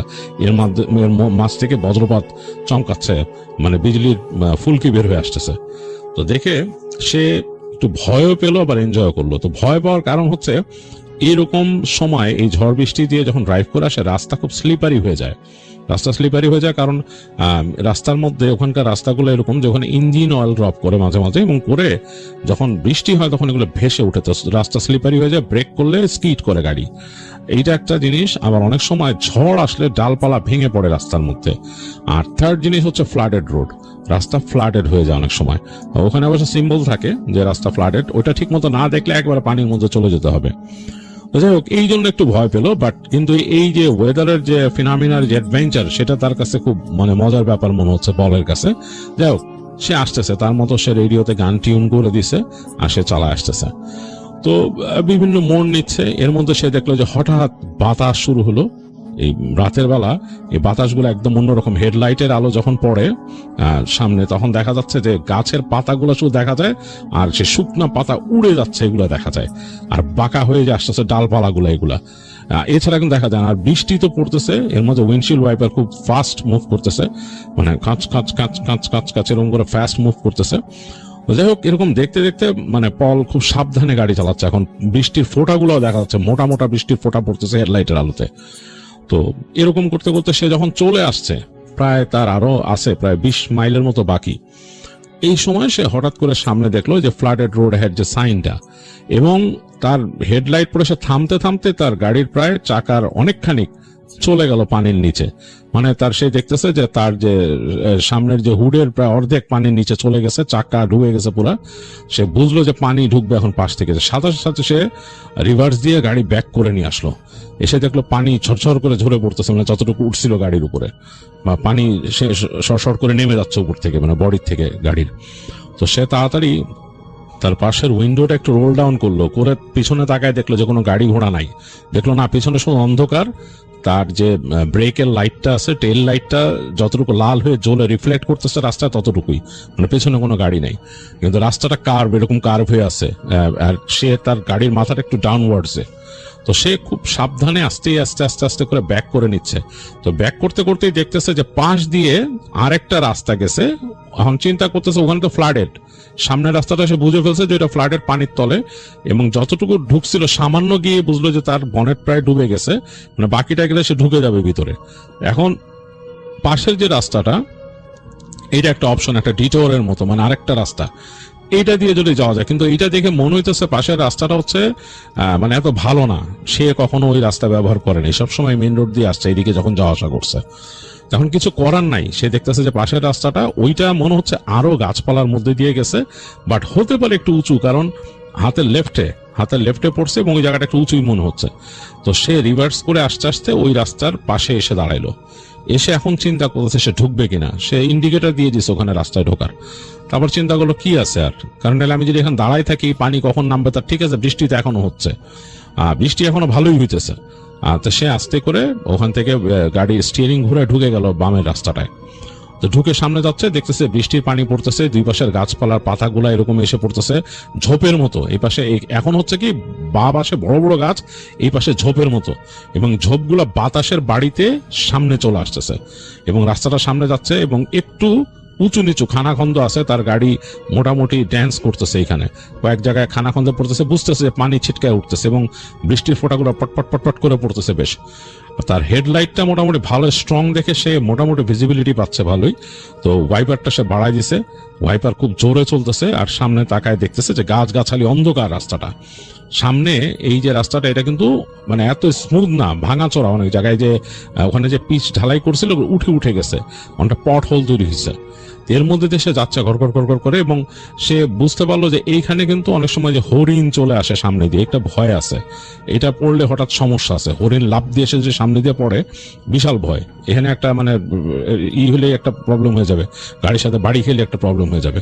খুব সাবধানে আস্তে আস্তে সে আসতেছে, আর সে বুঝতে পারলো যে গাড়িটা তখন কিন্তু এরকম মানে যে ম্যাপ সিস্টেমগুলো এত স্ট্রং ছিল না এখনকার মতো। তো সে বুঝতে পারলো সে আরো লেফটে চেপে যাচ্ছে দিকে, মানে রাস্তাটা একটু উঁচু দিয়ে গিয়ে নর্থ ওয়েস্ট দিয়ে ঘুরে এরকম যাচ্ছে। তো সে বুঝতে পারলো যে এটা ইভেন্চুয়ালি এটা হয়তো কার্ভ হয়ে ওইদিকে যে ঠেকবে। তো হোপফুলি যে ওই মানে ফ্লাডের জায়গাগুলোকে পার হয়ে যাতে যায়, তো এটা চিন্তা করতেছে। তো যাচ্ছে আস্তে আস্তে এরকম করে, মানে গাড়ি কাঁপতে কাঁপতে যাচ্ছে বৃষ্টির পানির মধ্যে। বৃষ্টি মাঝে মাঝে এত বেশি তুমুল আসতেছে যে তাকে ব্রেক করে ফেলতে হইতেছে, কারণ মনে হইতেছে যে গাড়ির উপরে শত শত গ্যালন পানি ঢালা হইতেছে, দেখাই যাচ্ছে না। ইটস কাইন্ড অফ লাইক ওই যে বড় কোন স্টর্ম, ট্রপিক্যাল স্টর্ম বা হ্যারিকেন আসলে যেরকম হয়, বেশ পানি, ওয়াইপারের ইয়েও ঠিক মতো কভার করতে পারতেছে না। তো যাই হোক, আবার দেখা যাচ্ছে যে বৃষ্টির তো অনেক সময় কমেও যাচ্ছে। তো সে এক পর্যায়ে এমন একটা জায়গায় আসলো, দুই পাশেই গাছগাছালি, মানে ডান দিকেও বেশ গাছ, বাঁ দিকেও বেশ গাছ, সামনে চলে আসছে সে। তো সামনে আসতে আসতে সে বাঁ দিকে হঠাৎ করে তাকায়, দেখলো যে একটা ঘরের মতো, এরকম একটা ঘর, একটা মানে অনেকটা উডেন ক্যাবিন যে এরকম থাকে, এরকম একটা ঘর। তো ওইটার ভিতরে একটা লাইট জ্বলতেছে। তো ওই মানে ক্যাবিনটাকে দেখতে দেখতে সে হঠাৎ করে মনে হয় তার সামনে দিয়ে কিছু গেছে। তো সে ঘ্যাঁচ করে ব্রেক চাপ দিয়ে ওই যে রাস্তার মধ্যে ছোট ছোট পাথর ছিল, নুড়ি পাথর, গাড়ি কাইন্ড অফ স্কিড করে গেল। অনেক কষ্টে সে গাড়ি সামলাইছে। তো তাকায় সে দেখার চেষ্টা করলো কি গেছে সামনে দিয়ে। তো ফর এ মোমেন্ট সে বুঝতে পারছে যে একটা শ্যাডো টাইপ কিছু দৌড় দিয়ে সামনে দিয়ে গেছে, এবং শ্যাডো টাইপ জিনিসটা তার কাছে শেপটা মনে হয়েছে মানুষের মতো।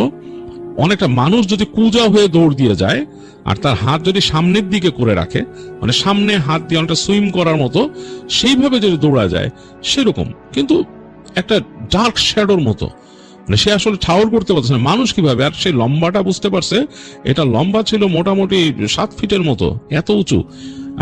এরকম কোন প্রাণীও সে রিকল করতে পারে না এখানে আছে। আর it's nothing like a deer, মানে হরিণের মতো কিছুই না, হরিণের মতো কিছু না। এখানে ভাল্লুক হওয়ারও কোনো কারণ নাই, ভাল্লুক সে বুঝে কি। আর এখানে এরকম কিছু না, বাট এই জিনিসটা ডিফারেন্ট, মানুষের মতোই। তার কাছে মানে মানুষের ছায়া মানে দৌড় দিয়ে সামনে দিয়ে গেছে। তো সে ব্রেক করে দাঁড়ায় থাকলো না, এখন বৃষ্টি পটপট পটপট পড়তেছে, তার সামনের হুডের মধ্যে পড়তেছে, গ্লাসে পড়তেছে, উইন্ডশিল্ড চলতেছে, ওয়াইপার চলতেছে। তো সে আর একটু এগিয়ে গেল সামনে। এবার সামনে যেয়ে দেখতেছে এই জায়গার রাস্তা আরো বেশি ফ্লাডেড, মানে পানি এদিকে জমে থই থই করে বাড়ি মারতেছে এখানে এসে, অনেকটা স্রোতের মতো এসে বাড়ি খাচ্ছে এই জায়গায় অফ রোডের মধ্যে। তো চিন্তা করলো এটা তো বিশাল ভুল হয়ে গেল, মানে এটা কেমন কি, এইখান থেকে তো যাওয়া সম্ভবই না। আর দুই পাশে গাছ, বৃষ্টিটা এখন ছাড়া ছাড়া হইতেছে, হঠাৎ পটপট করে পড়তেছে, আবার একটু কমে যাচ্ছে, মানে হালকা অনবরত একটা ফ্লো নিয়ে আসে এরকম, মানে বেশ অন্যরকম একটা বৃষ্টি। তো সে আস্তে করে গাড়িটা থামায় সে পার্কে দিল, দিয়ে সে চিন্তা করতেছে কি করবে। একবার উডেন ক্যাবিনটার দিক তাকায় দেখলো যে উডেন ক্যাবিনে একটা লাইট জ্বলতেছে।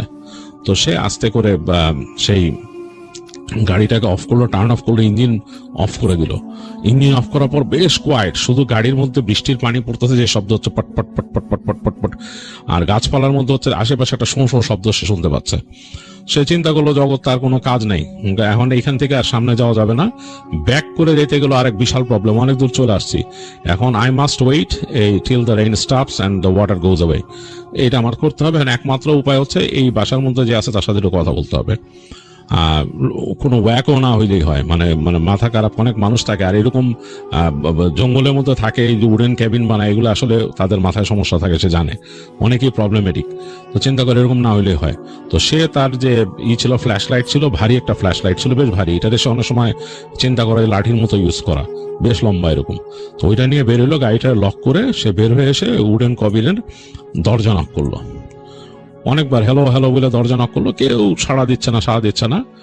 অনেকক্ষণ পর দেখলো একটা লোক বেরিয়েছে, বৃদ্ধ একজন লোক, মাথায় একটা ক্যাপ পরা, মুখে অনেক কুঞ্চন, মানে একদম কুঞ্চন, কিন্তু চোখে কোনো চশমা নাই। এই বৃদ্ধ বয়সেও অনেকটা কুজা হয়ে আছে, এরকম সামনে কুজা হয়ে আছে, হাতে একটা লাঠি নিয়ে এরকম দাঁড়াইছে, মানে লাঠিতে ভর দিয়ে না, লাঠিটা হাতে করে আনছে, এনে বলতেছে, তাকে বলছে যে হোয়াট ইউ ওয়ান্ট, ডিরেক্টলি বলছে হোয়াট ইউ ওয়ান্ট, এবং কণ্ঠ বেশ মানে স্ট্রং, বলছে হোয়াট ইউ ওয়ান্ট। তো সে বলতেছে যে আমি এখানে হারাই গেছি, সেই রাস্তা দিয়ে যাচ্ছিলাম, ফ্লাডেড রোড, আমি ওদিক দিয়ে যাইতেছিলাম, ওদিকে ফ্লাডেড ছিল, এদিক দিয়ে আসে ফ্লাড, এখন আমার কাছে no way to get back, আমি ফেরত যাইতে পারতেছি না, so will you let me stay, আমার কি কয়েক ঘন্টা থাকতে দিবা তোমার এখানে। তো লোকটা বললো যে বাজিন, মানে আসতে বললো তারে। তো একটু তো ভয়ই আছে পলের কাছে, কিন্তু বেশ ভয়ই লাগতেছে, কারণ সে এই ধরনের জায়গায় মানুষদেরকে খুব একটা বিশ্বাস করে না।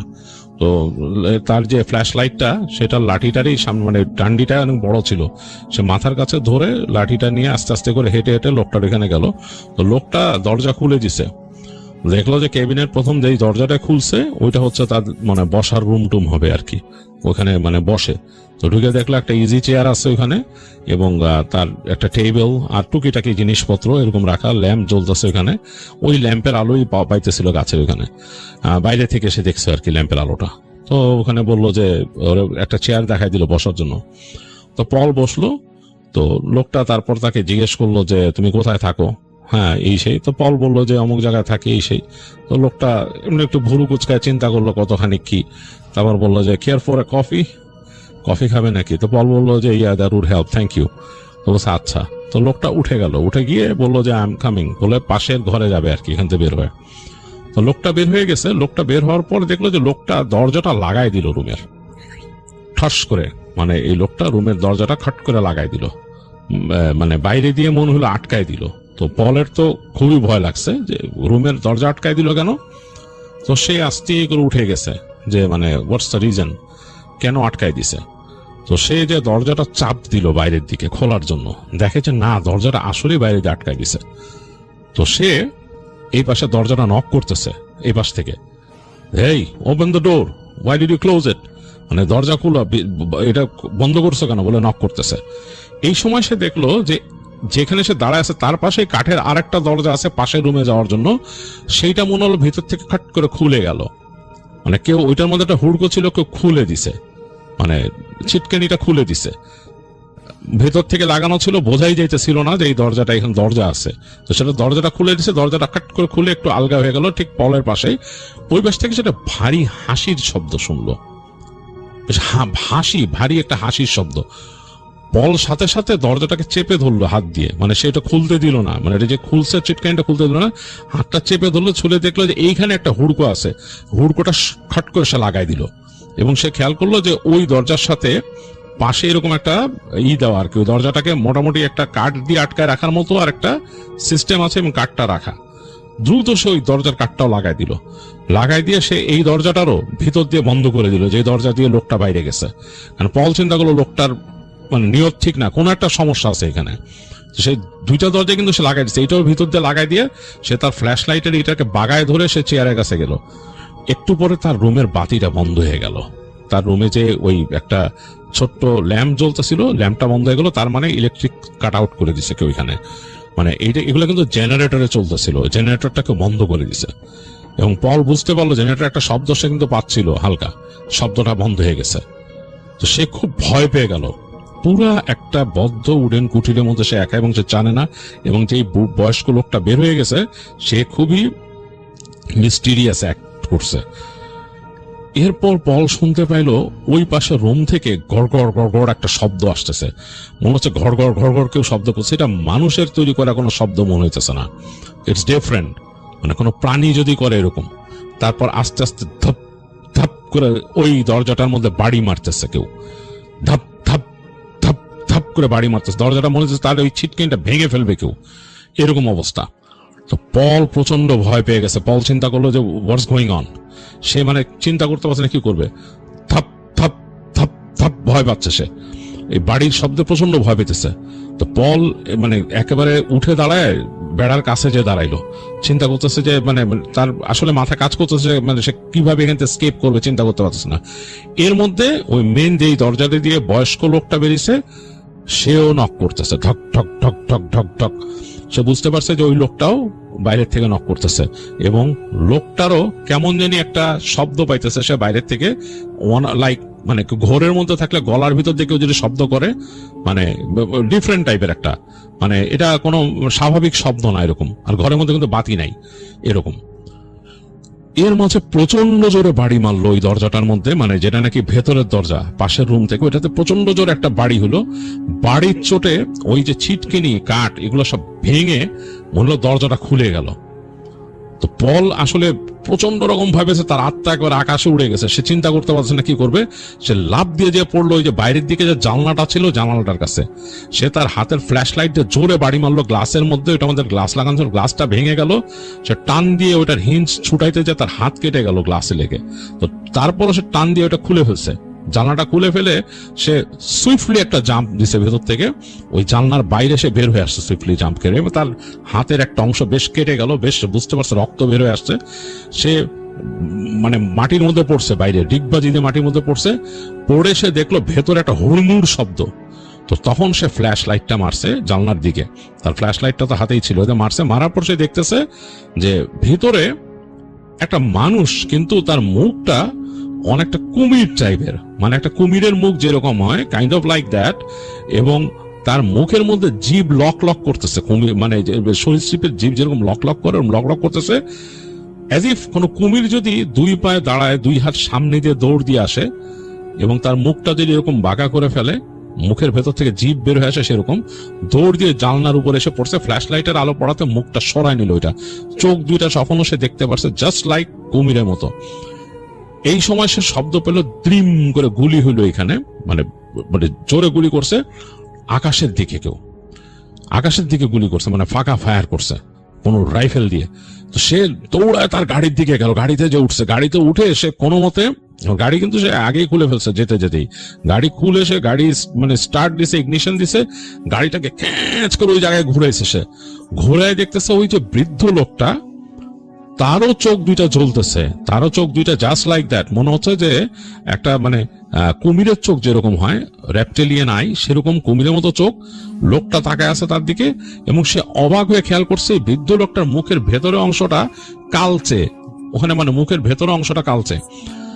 তো পল কিন্তু গাড়ি ঘুরায় ফেলছে, সে মানে প্রচন্ড করে স্কিড করে গাড়ি ঘুরাইছে, ঘুরায় উল্টা দিকে রাস্তায় সে পুরো অ্যাক্সেলারেটর দাবাই দিছে ওই ভাঙা রাস্তার মধ্যে দিয়ে। এর মধ্যে সে দ্রিম করে আবার গুলি হলো, এবং তার পেছনে মনে হয় তার যে ট্রাঙ্কের এক পাশে গুলিটা লাগছে, তার ওই পিছনে যে টেইল লাইট একটা উড়ে গেছে। যাই হোক, সে ভয়ে গাড়ি টেনে গেল ওর মধ্যে দিয়ে, এবং কিছুক্ষণ পর সে বুঝতে পারলো তার ওখানে স্পিড ছিল মিনিমাম 40 মাইল বা 45 মাইল এরকম হবে স্পিড, 45 মাইল অ্যান আওয়ার। এই 45 মাইলস অ্যান আওয়ারের মধ্যে সে বুঝতে পারছে তার পাশের গাছগুলোর ভিতর দিয়ে কিছু একটা ছুটে চলতেছে, একটা ছায়ার মতো। তো পল ওইটা বোঝার পরও সে মানে সে কোনো মতেই থামে নাই, সে তার গ্যাস প্যাডেল যতটুকু পারছে পুশ করে একেবারে চলতে চলতে শেষ পর্যন্ত এসে সে রাস্তায় উঠছে, সেই যে পাকা রাস্তাটায়, এবং পাকা রাস্তায় উঠে সে উল্টা দিকে গেছে। সে বুঝতে পারছে ওই জায়গায় তো ফ্ল্যাটেড রোড, আমি আটকায় যাবো ফ্ল্যাটেড রোডে। সে উল্টা দিকে চালানো শুরু করছে আর গাড়ি, যেখান থেকে সে আসছিল। এদিকে তার হাত দিয়ে দরদর করে রক্ত বেরোতেছে। সে ওইভাবে ড্রাইভ করে করে করে একসময় সে উল্টা চলে গেছে সেই যে হসপিটালে তার বন্ধু ছিল সেইখানে যে সে পার্কিং লটে ওদিক দিয়ে ঢুকছে, সেখানেও বৃষ্টি হয়েছে অনেক।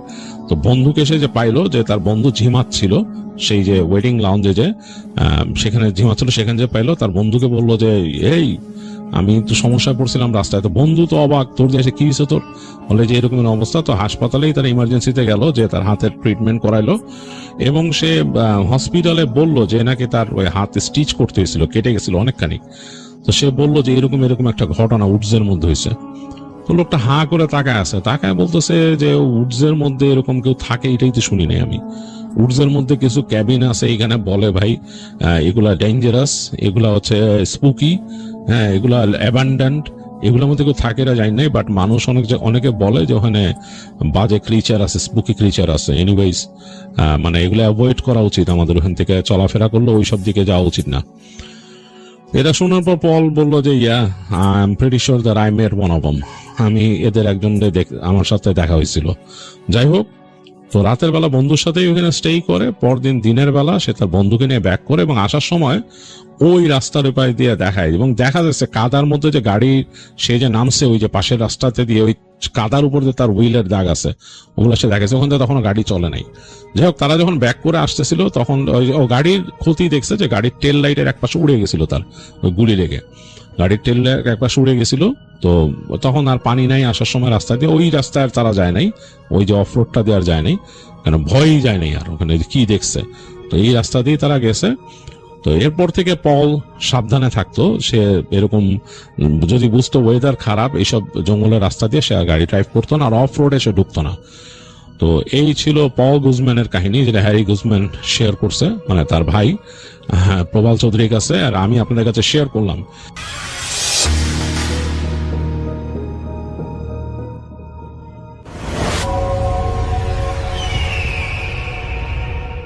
আসসালামু আলাইকুম লিসেনার্স, সামির বলছিলাম। আশা করি সবাই ভালো আছেন। তো প্রথম যে ঘটনাটা আমি বলবো সেটা আমাকে জানিয়েছেন আয়েশা নামে একজন। তিনি মানিকগঞ্জের স্থায়ী বাসিন্দা। তো আয়েশা, ওনার বাসা মানিকগঞ্জের যেখানে, সেই বাসাটা ওনাদের বেশ বড় একটা এরিয়া নিয়ে বাসা। ওনাদের বাসার সামনে একটা পুকুর আছে বেশ বড়, আর ওনাদের যত আত্মীয় স্বজন আছে ওই বাসার এক এরিয়ার মধ্যে ওনারা থাকেন, পাশাপাশি সব বাসা যাদের ওনাদের বাসাগুলা। তো উনি আমাকে যেটা বলে যে ভাইয়া, বাসার সবই ঠিক আছে, বাট আমাদের এরিয়াতে যে পুকুরটা আছে এবং পুকুরের যে আশপাশ এরিয়া আছে, এরিয়াটা ভালো না। যদিও তিনি এখন বিয়ে করে শ্বশুর বাড়ি থাকছেন। তো এখন যে ঘটনাটা বলবো সেটা হচ্ছে 2011 সালের ঘটনা। তো 2011 সালে এরকম ওনার বাসার সামনে ওনার এক চাচা থাকতেন। ওই চাচার বাসায় মেহমান আসে এক সকালে। তো সেদিন ওনারা সারাদিন ছিল মেহমান। তো দুপুরের ঠিক আগ মুহূর্ত থেকে মেহমানদের দুইটা বাচ্চা খুঁজে পাওয়া যাচ্ছিল না। অনেক খোঁজাখুঁজি হয়, পাচ্ছিল না। একটা বাচ্চার বয়স 2 বছর আর একটা বাচ্চার বয়স 4 বছর হবে। তো তখন এই দুইটার বাচ্চার লাশ নাকি দুপুরে ঠিক পর পর পুকুর ঘাটে ভেসে উঠে। তো ভেসে ওঠার পর লোকজন তাড়াহুড়া করে বাচ্চা দুইটাকে উপরে উঠায়। তা আশা বলে যে ভাই, আমি নিজে বাচ্চা দুইটার পেটে চাপতেছিলাম, যে ভাবতেছি ওদের পেটে হয়তো পানি আছে, হয়তো ওরা তাও ভাবছিলাম বেঁচে আছে, কিন্তু না, ওদের মুখ দিয়ে অনবরত কাদা বের হচ্ছিল। তারপর একটা পর্যায়ে হসপিটাল নিয়ে যাওয়া হয়, ডাক্তার মৃত ঘোষণা করে বাচ্চা দুটাকে। এবং তারপরে সেখানে থেকে ওই মেহমানরা তোর বাচ্চাদের লাশ নিয়ে যার গন্তব্যে চলে যায়। তো আশা তিনি বলেন যে ঠিক তার পরের দিন থেকেই ওনার মধ্যে কিছু অদ্ভুত ঘটনা ঘটতে থাকে। তুমি নাকি বাসায় প্রায় সময় দেখতো যে কোনো একটা বাচ্চা হাঁটাহাঁটি করতেছে, এবং ওনার সবসময় মনে হতো যে বাচ্চাটা তাকে ফলো করতেছে। উনি ওয়াশরুমে গেলেও মনে করতো যে বাচ্চাটা হয়তো জানালা দিয়ে তাকায় আছে। উনি শুইতে গেলেও মনে করতো যে বাচ্চাটা তার পাশে শুয়ে আছে, এরকম নাকি উনি ফিল করতো। তো কয়েকদিন পর রোজার সময় ইফতারির ঠিক আগ মুহূর্তে আশা নাকি ইফতার বানাচ্ছিল। তো ইফতার বানিয়ে উনি টেবিলে যখন রাখতে যাবে, তো দেখতেছে ডাইনিং টেবিলের নিচে ঠিক একটা বাচ্চা, এরকম কালো ধরনের একটা বাচ্চা দাঁড়ায় আছে। তুমি নাকি অনেকক্ষণ ধরে তাকায় আছে। তো ওনার আব্বা এসে হঠাৎ করে আশাকে ধাক্কা দিয়ে বলছে যে মা, তুই এতক্ষণ এখানে দাঁড়াচ্ছিস কেন? তো আশা বলতেছে, বাবা আমি তো এতক্ষণ কি না বুঝবো না, নিচে একটা বাচ্চা দেখলাম। তো আশার বাবা বলতেছে যে আমি তোকে 10 মিনিট ধরে খেয়াল করছি, তুই এখানে দাঁড়িয়ে আছিস, কোনো সারা শব্দ নেই, কোনো চোখের পাতা নড়তেছে না, এই জন্য আমি তোকে ধাক্কা দিলাম। তখন আশা পুরোটা ঘটনা বলে, সেই পুকুর পাড়ে যে ঘটনা ঘটছিল, যে বাচ্চা তো মারা গেছে সবাই জানে। তো তারপর থেকে কি ঘটে যাচ্ছিল সব ওর বাবাকে বলে। তোর বাবা একটু ফরেজগার মানুষ ছিল, উনি বলতেছে যে আচ্ছা ঠিক আছে, যেটাই হয়েছে তুই নামাজ কালাম ভালোভাবে পড়, আর আয়াতুল কুরসি পরে একটু ঝাড়ফুঁক দিয়ে নিজেকে, হয়তো খারাপ কিছু দেখেছিস, ঠিক হয়ে যাবে। তো এটা ছিল 2011 সালের ঘটনা। তারপর আয়শা আমাকে বলে যে ভাই, আমার এরপরে কোনো সমস্যা হয় নাই। তো 2014 সালে আয়শার বিয়ে হয়। তো 16 সালে ওনার যখন সন্তান হয়, উনি বলে যে ভাই, আমার একটা সুন্দর খুব ফুটফুটে একটা মেয়ে সন্তান হয় 2016 সালে। তা ওনাদের নিয়ম হচ্ছে যে বাচ্চা হওয়ার পর বাচ্চার মাকে এবং বাচ্চাকে তার মায়ের বাসায় থাকতে হবে 1 বছর। তো আয়েশা তিনি তো ওনার শাশুড়ির বাসা থেকে, মানে ওরা তো হসপিটালে যায়, ওনার তো অপারেশন হয়। বাচ্চা যখন হসপিটাল থেকে আনা হবে, মানে আয়েশাদের বাসায়, আয়েশাদের বাড়িতে, তখন নাকি অ্যাম্বুলেন্সে যখন উঠবে, মানে যেদিন রিলিজ দিবে বাচ্চাকে নিয়ে, যখন অ্যাম্বুলেন্স উঠবে, আয়েশা বলে যে ভাই, আমি হঠাৎ করে দেখি অ্যাম্বুলেন্স ওনার সাথে সাথে আমার বাচ্চা এমনিতে ফর্সা ছিল এবং প্রচন্ড চিৎকার করে কান্না করছে, এবং ওর শরীর পুরো শক্ত হয়ে যাচ্ছিল, এবং আমরা দেখে পুরো ভয় পেয়ে যাচ্ছিলাম। আমি তো কান্নাকাটি শুরু করে দিই, এবং আশার মা নাকি তখন খুব ঝাড়ফুঁক দেয় বাচ্চাটাকে, এবং সঙ্গে সঙ্গে নাকি ডাক্তারের কাছে নিয়ে যায়। তো যখন নিচ্ছিল ডাক্তারের কাছে, ওই ঝাড়ফুঁক দেওয়ার পর দেখতেছে যে না, বাচ্চাটা নর্মাল হচ্ছে, এবং ডাক্তারের চেম্বারে যাওয়ার সঙ্গে সঙ্গে ডাক্তার বলতেছে যে এমন হতে পারে হয়তো একবার নিউবর্ন বেবি, হয়তো কিছুতে ভয় পাইছে, এই জন্য হয়তো শক্ত হয়ে গেছে, সমস্যা না, এটাতে এমন কিছু সিরিয়াস না, আপনার বাসায় যেতে পারেন। তো তখন তিনি তার সন্তান এবং তার মাকে নিয়ে বাসায় ফিরছিলেন। ঠিক বাসায় এরিয়ায় আসতেই যখন বাচ্চাকে নামাবে, ঠিক সেম সিচুয়েশন আবার, বাচ্চা শক্ত হয়ে যাচ্ছে, লাল হয়েছে পুরো বডিটা। আয়েশার মা নাকি তখন আবার দৌড়াদৌড়ি করে বাচ্চাকে ফু দিচ্ছিল, এবং ঠিক 2-3 মিনিটের মধ্যে বাচ্চা আবার সম্পূর্ণ সুস্থ এবং সম্পূর্ণ ঠিক। এরপর সঙ্গে সঙ্গে ডাক্তার আসে, বাসায় আশেপাশের মনে ডাক্তার ছিল, ডাক্তার আসে। তো সেই ডাক্তার বলে যে দেখেন, হয়তো এমন হতে পারে যে বাচ্চা হয়তো জন্মের পর কান্নাকাটি করে না, এর জন্য হয়তো এরকম হতে পারে, থাক সমস্যা নাই, যেহেতু বাচ্চা সুস্থ হয়েছে, আর আপাতত কোনো ট্রিটমেন্টের দরকার নাই। তো আয়শার মা আয়শাকে বলে যে দেখ, তুই এক রুমে থাক, যেহেতু তুই অপারেশনের রোগী, আর আমি তোর বাচ্চাকে না পাশের রুমে থাকতেছি, যখন খাওয়ানোর সময় হবে আর রাতে আমি তোর কাছে বাচ্চা দিয়ে যাবো। তো সেদিন তো কোনো রকম আসলো, আসার পর তো পার হলো। তার পরের দিন থেকে আশা বলছে যে ভাইয়া পরের দিন থেকে একটা সমস্যা হচ্ছে যে উনি নাকি দুপুরে ওনার খাটে বসেছিল, হঠাৎ করে ফিল করলো যে ওনার পিঠে একটা ঠান্ডা হাত, কেউ একজন ঠান্ডা হাত স্পর্শ করছে, এবং উনি এটা স্পষ্ট বুঝতে পায় এবং হঠাৎ করে উনি চিৎকার দিয়ে উঠে এবং ওনার মা আসে সঙ্গে সঙ্গে। তো মাকে বলে যে মা, আমি ফিল করলাম যে আমার পিছে কেউ একজন ধরছে ঠান্ডা হাত, এরকম একটা কেউ আমাকে ধরছে। তো ওনার মা বলতেছে দেখ বাসায় তো কেউ নাই, হয়তো তুই ওই তোর অপারেশন হয়েছে, অ্যানেস্থেসিয়া দেওয়া হয়েছিল হয়তো, বা তুই এটা একটু ঘুরে থাকিস সব সময়, আনমনে থাকিস, সেই জন্য হয়তো ফিল করছিস, বাদ দে, তুই গোসল করে বাচ্চাকে খাওয়া যায়। সে আশা বলে যে ভাই আমি বাসা থেকে বের হয়ে আমাদের উঠানের সামনে ঠিক উত্তর পাশে একটা ওয়াশরুম আছে, সেখানে গোসল করতে যাব। তো গোসল করতে যাওয়ার সময় যখন ওয়াশরুমে ঢুকি, ওটার পাশে একটা বাঁশঝাড় ছিল এবং একটা ঝোপঝাড় ওখানে ছিল। তো সে বলতেছে যে আবহাওয়া কিন্তু এমন না যে ঝড় বৃষ্টি হবে, নর্মাল আবহাওয়া, কিন্তু প্রচন্ড আওয়াজ হচ্ছে বাঁশঝাড় থেকে, গাছটা মনে কেউ নাড়াচ্ছিল এরকম। সেটা বুঝার পর তো সে গোসল করে যখন উঠানের দিকে আসে, বাঁশঝাড়ের দিকে তাকায়, দেখে সব ঠিক, কোনো বাতাস বা কিছুই নাই। সে নাকি যখন ঘরের দিকে ঢুকবে তখন হঠাৎ করে একটা ঠান্ডা বাতাস এসে তাকে ধাক্কা দিয়ে ফালায় দেওয়ার পরে আশা নিজে বুঝে ওঠে না, সে ভাবে যে হয়তো বা নিজের ওই ঘুমের ভরে ছিল, বা ওর একটু ওই মা যেটা বলে আনমনে মন হয়তো এই কারণে পড়ে গেছে। তো যাই হোক, সে নাকি ঘরে ঢুকে নিজের ঘরে বসে। তো সে তার মাকে বলে যে মা, তুমি বাচ্চাটাকে নিয়ে আসো, আমি ওকে খাওয়াবো। আশা বলে যে বাচ্চাকে আনার সঙ্গে সঙ্গে নাকি প্রচন্ড কান্না, এবং কান্না অনবরত, কান্না যাচ্ছে না, অনেক কষ্ট নাকি সেদিন দুপুরে বাচ্চাটাকে খাওয়ানো হয়। ঠিক যখন কান্নার মধ্যে খাওয়াচ্ছিল বাচ্চাটাকে, যখন আশা যে রুমে থাকতো সেই রুম থেকে অন্য রুমে নিয়ে যাচ্ছিল, তখন নাকি বাচ্চার কান্না পুরো থেমে যায়। এবং সেদিন সারাটা দিন রাত পর্যন্ত একবারে সেম অবস্থা, বাচ্চা মায়ের কাছে আসলে কান্নাকাটি করে, এবং যখন মা দূরে চলে যাচ্ছে বাচ্চা নাকি সম্পূর্ণ ঠিক। এগুলো আশা খেয়াল করছিল, এবং ওর মনে হচ্ছিল যে ওর উপর কিছু একটা ভর করছে, আশা ফিল করছিল। তো আয়শার হাজবেন্ড তখন তিনি মানিকগঞ্জের বাইরে একটা সরকারি চাকরি করতেন, ওনার পোস্টিং এখানে ছিল। তো উনি ভিডিও কল দেয় রাত্রে 10টা-11টার দিকে ওনার ওয়াইফকে। তো ভিডিও কল দিয়েই নাকি ভাইয়া বলতেছে যে আচ্ছা, তোমাকে এরকম অদ্ভুত লাগতেছে কেন, তোমাকে কি জিনিয়ে ধরছে, এরকম কেন তোমার চেহারা, হাসতে হাসতে বলতেছিল। তা আয়শা হঠাৎ করে বলতেছে যে তুমি এটা কি বললে, আমাকে জিনিয়ে ধরছে কেন, কোনো সমস্যা, আমাকে দেখি এরকম কিছু মনে হচ্ছে। তখন আয়শার হাজবেন্ড সিরিয়াসলি বলতেছে দেখো, আমি আসলে যেটা বলি যে তোমার চেহারাটা জানি কেমন লাগছে, একটু ভয়ঙ্কর লাগতেছে, ভিডিও কল দিলা ভয়ঙ্কর লাগতেছে, আর কি সমস্যা হয়েছে, তুমি কি কোনো উদাসীনতায় ভুগতেছো বা কিছু হয়েছে তোমার? তখন আয়শা পুরোটা ঘটনা বলে যে আমি বুঝলাম না, আমি বাবুকে আনার পর থেকে এই সমস্যাগুলো হয়েছে, আমি ওয়াশরুমে গেলাম, কিছু একটা ফিল করলাম, বাসা ঢুকতেই ঠান্ডা বাতাস, আবার পিঠে আমার কেউ হাত দিচ্ছে, এগুলো সব আয়শা সম্পূর্ণ খুলে বলে। তো আর হাজবেন্ড বলতেছে যে দেখো, আসলে অনেক সময় নতুন বাচ্চা হইলে এরকম অনেক সময় হয়, তো তুমি এক কাজ করো, তুমি ওই ওনার আশার বাবা মাকে ডেকে বলে ওনাদেরকে দাও, বাবা মাকে দাও, একটু বলে দেই যে তোমাকে একটু যাতে ডাক্তার কাছে নিয়ে যায়, যে তোমার কোনো মানসিক সমস্যা হচ্ছে নাকি। আর যদি তাও না হয়, তা তোমাদের এরিয়াটা তো ওই হাজবেন্ড, ওনার আশার হাজবেন্ড জানতো যে ওনাদের এই পুকুর পাড় বা এই ঝোপঝাড়গুলো একটু খারাপ এরিয়া, আর যেহেতু নতুন বাচ্চা হয়েছে ওইরকম, ওখানে নাকি গ্রামে একটা রেওয়াজ আছে যে অনেক সময় পুনজোর পরে অনেকের। তাছাড়া ওই হাজবেন্ড উনি ওনার শ্বশুর শাশুড়িকে আশার আব্বা আমাকে বলে দেয় যে আপনার ডাক্তার দেখান, আর তার পাশাপাশি হুজুর বা কবিরাজ দেখান যে কোনো সমস্যা বা হইলো নাকি, যেহেতু নতুন বাচ্চা। এরকম তারপরের দিন নাকি আশার বাবা এরকম ডাক্তার কাছে যায়, দেখায়, ডাক্তার ঘুমের কিছু ওষুধ দেয়।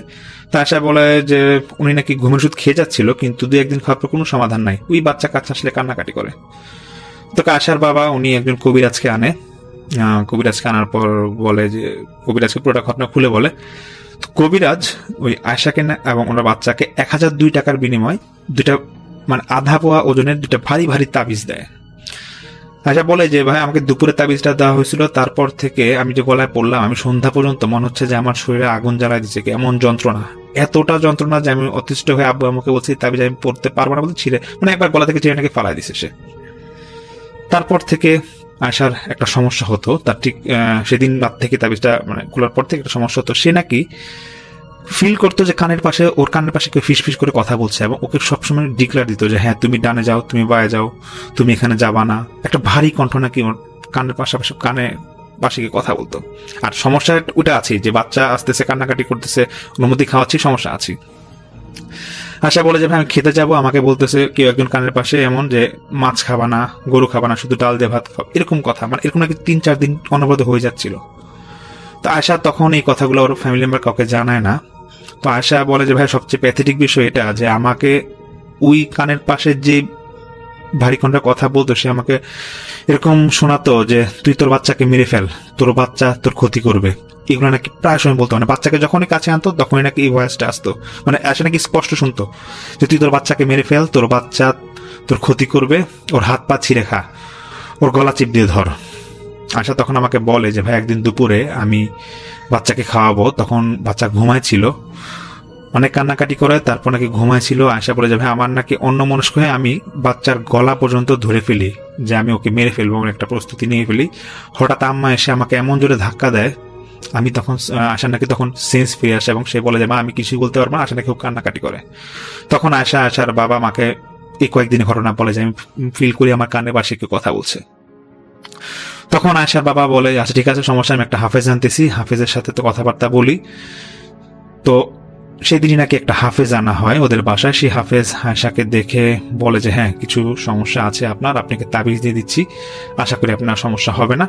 তো তখন নাকি ওই হাফেজ আয়শাকে এবং আয়শার বাচ্চাকে তাবিজ দিয়ে দেয়। তারপর থেকে নাকি আয়শার খুব একটা সমস্যা হয় না। আয়শা বলে যে ভাই তাবিজটা পরার পর থেকে আমি ফিল করছি এই কানের পাশের আওয়াজটা আস্তে আস্তে মানে দূরের থেকে আসতেছে, এবং দু একটা দিনের মধ্যে কি এই আওয়াজ আর আসে না, আমার বাচ্চাও সুস্থ, আমিও সম্পূর্ণ সুস্থ। তো ঘটনাটা এখানেই শেষ। 2016 সালে বাচ্চা হওয়ার কয়েকদিনের মধ্যে এখানে একটু পর্যন্ত শেষ। আয়শা বলে যে ভাই আমি সম্পূর্ণ সুস্থ ছিলাম, আমার বাচ্চা সুস্থ। 8 মাস পরে গিয়ে হঠাৎ আমার ব্যাক পেইন শুরু হয়। ব্যাক পেইন বলতে ঘাড়ের থেকে একবারে মানে কোমর পর্যন্ত ওনাকে হাড়ে ব্যথা করতো, এবং যখন ব্যথা করতো সে বলতো যে আমার সেন্স থাকতো না এমন, আমি যে বাচ্চাকে কোলে নেবো আমার হাত পা আমি নাড়াতে পারতাম না এমন, শুধু আম্মা এসে বাচ্চাকে খাওয়াতো চলে যেত। তো এটা নাকি প্রায় সময় হতো, আবার মাঝে মাঝে সুস্থও থাকতো। এরকম যখন হচ্ছিল ডাক্তার দেখানো হয়, আয়শার হাজবেন্ড অনেক জায়গায় ডাক্তার দেখায় কিন্তু কোনো রেজাল্ট আসে না। এর মধ্যে আয়শার খালা নাকি একদিন ওর আব্বাকে বলে, আয়শার বাবাকে বলে যে দুলা ভাই আপনি এক কাজ করেন, ওকে যেহেতু আগে খারাপ কিছু আসর করছিল আপনি একটা ভালো ইমাম এনে এখন দেখেন কিছু করতে পারেন কিনা। তো আগে বলেছিলাম যে আয়শার বাবা খুব পরেশগার মানুষ, ওনার সাথে নাকি এক হুজুরের খুব ভালো সম্পর্ক ছিল এক ইমামের। তো আয়শাকে তারপর কোনো একদিন আয়শা যেরকম অসুস্থ এরকম, তো একদিন কোন একদিন সেই ইমামের দরবার শরীফে নিয়ে যায়। উনি একটা আলাদা ওনা মসজিদে পাশে একটা দরবার শরীফে বসতেন, সেই ইমাম নিয়ে যায়। তো সেই ইমামকে যখন আয়শার কাছে নিয়ে যায় আয়শার বাবা মা, তখন সেই ইমাম আয়শাকে দেখি বলে যে ওর মধ্যে কিছু একটা মনে হয় সমস্যা আছে, এক কাজ করেন একটা সাদা কাগজ দেয় ইমাম, সাদা কাগজ দিয়ে আয়শাকে বলে যে আপনি যদি সম্ভব হয় একটু লেখেন, আপনার নামটা নিজে লেখেন এবং আপনার বাড়ির ঠিকানাটা দেন, লেখেন এখানে। তা আয়শা বলে যে আমি অনেক কষ্টের নাম ঠিকানা সবকিছু লিখি। লেখার পর ইমাম সাহেব অনেকক্ষণ ধরে কাগজটা দিয়ে তাকায় আছে এবং বলতেছে যে আপনার ভাষণ একটা পুকুর আছে, একটা ঝোপঝাড় আছে, মানে A to Z যা ঘটনা ইমাম সাহেব সবকিছু নিজে বলেছে, বাসার বর্ণনা বা আশার মধ্যে কয়েকদিনের মধ্যে কি ঘটছিল সব ইমাম সাহেব নিজে বলে দিচ্ছে। ওটা নাকি দেখে আশা নিজে বলতেছে ভাই আমি নিজে তাজ্জব হয়ে গেছি যে ইমাম সাহেব কি হয়ে এগুলো জানে। যেহেতু আশার বাবা আগের যে ঘটনাগুলো, যে পুকুর পাড়ে যে বাচ্চা যা হোক, মানে ওই যে একবার বললাম যে ঘটনাটা ঘটছিল ওগুলা, বা সামনে যে 8 মাস আগে যে ঘটনাগুলো বলছিল বিস্তারিত খুব একটা জানায় নাই ওই ইমাম সাহেবকে রিসেন্টলি ঘটনা বলতেছে। ইমাম সাহেব যতটুকু বলার বলার পর ইমাম সাহেব বলে আশার বাবাকে দেখেন আমি আজকে তো আপনাকে নিয়ে আসলেন, আজকে তো বৃহস্পতিবার, আমি আগামী সোমবার আসবো, সকালবেলা আপনার বাসায় এসে নাস্তা করব, আর আপনি সেদিন ফজরের আগেই 7টা পুকুরের পানি এনে রাখবেন এবং 7টা নলকূপের থেকে পানি এনে রাখবেন। আর আমি যেহেতু আসবো তো আশা করি সমস্যার সমাধান একটা হবে।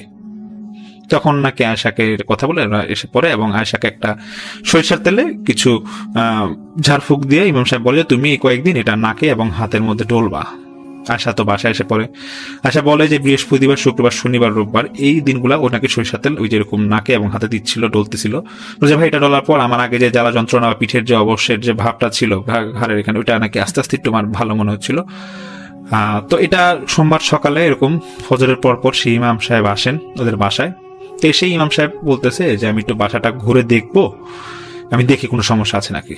তো আয়শার বাবা মাওলা দেখতেছে যে ইমাম সাহেব নাকি একা একা বাসাটা ঘুরতেছে, উঠানে গেল, তারপরে ঝোপঝাড়ের এখানে গেল, পুকুর পাড়ে গেল, ওদের পুরোটা বাসা ঘুরে আবার ঠিক উঠানের কাছে যায় এবং ইমাম সাহেব নাকি বসে হঠাৎ করে নিজেই মাটিটা খুঁড়তেছে, খুঁড়ে কে একটা পকেটের মধ্যে ঢুকে, এটা আয়শা নাকি দেখেছিল।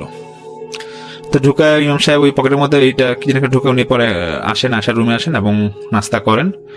করার পর ইমাম সাহেব আয়শার বাবাকে বলতেছে যে 7টা পুকুরের পানি একসাথে মিক্সড করে দিলাম এবং এটাতে আমি কিছু ঝাড়ফুঁক দিয়ে দিলাম, আজকে সন্ধ্যার পর পুরোটা বাসায় পানিটা ছিটাবেন এবং খেয়াল রাখবেন পানি শুকানো না পর্যন্ত যাতে কেউ না হাঁটাহাঁটি করে। এবং 7টা নলকূপের পানি আমি আয়েশাকে ঝাড়ফুঁক দিয়ে যাচ্ছি, এটাকে 41 দিন পর্যন্ত খাওয়াবেন।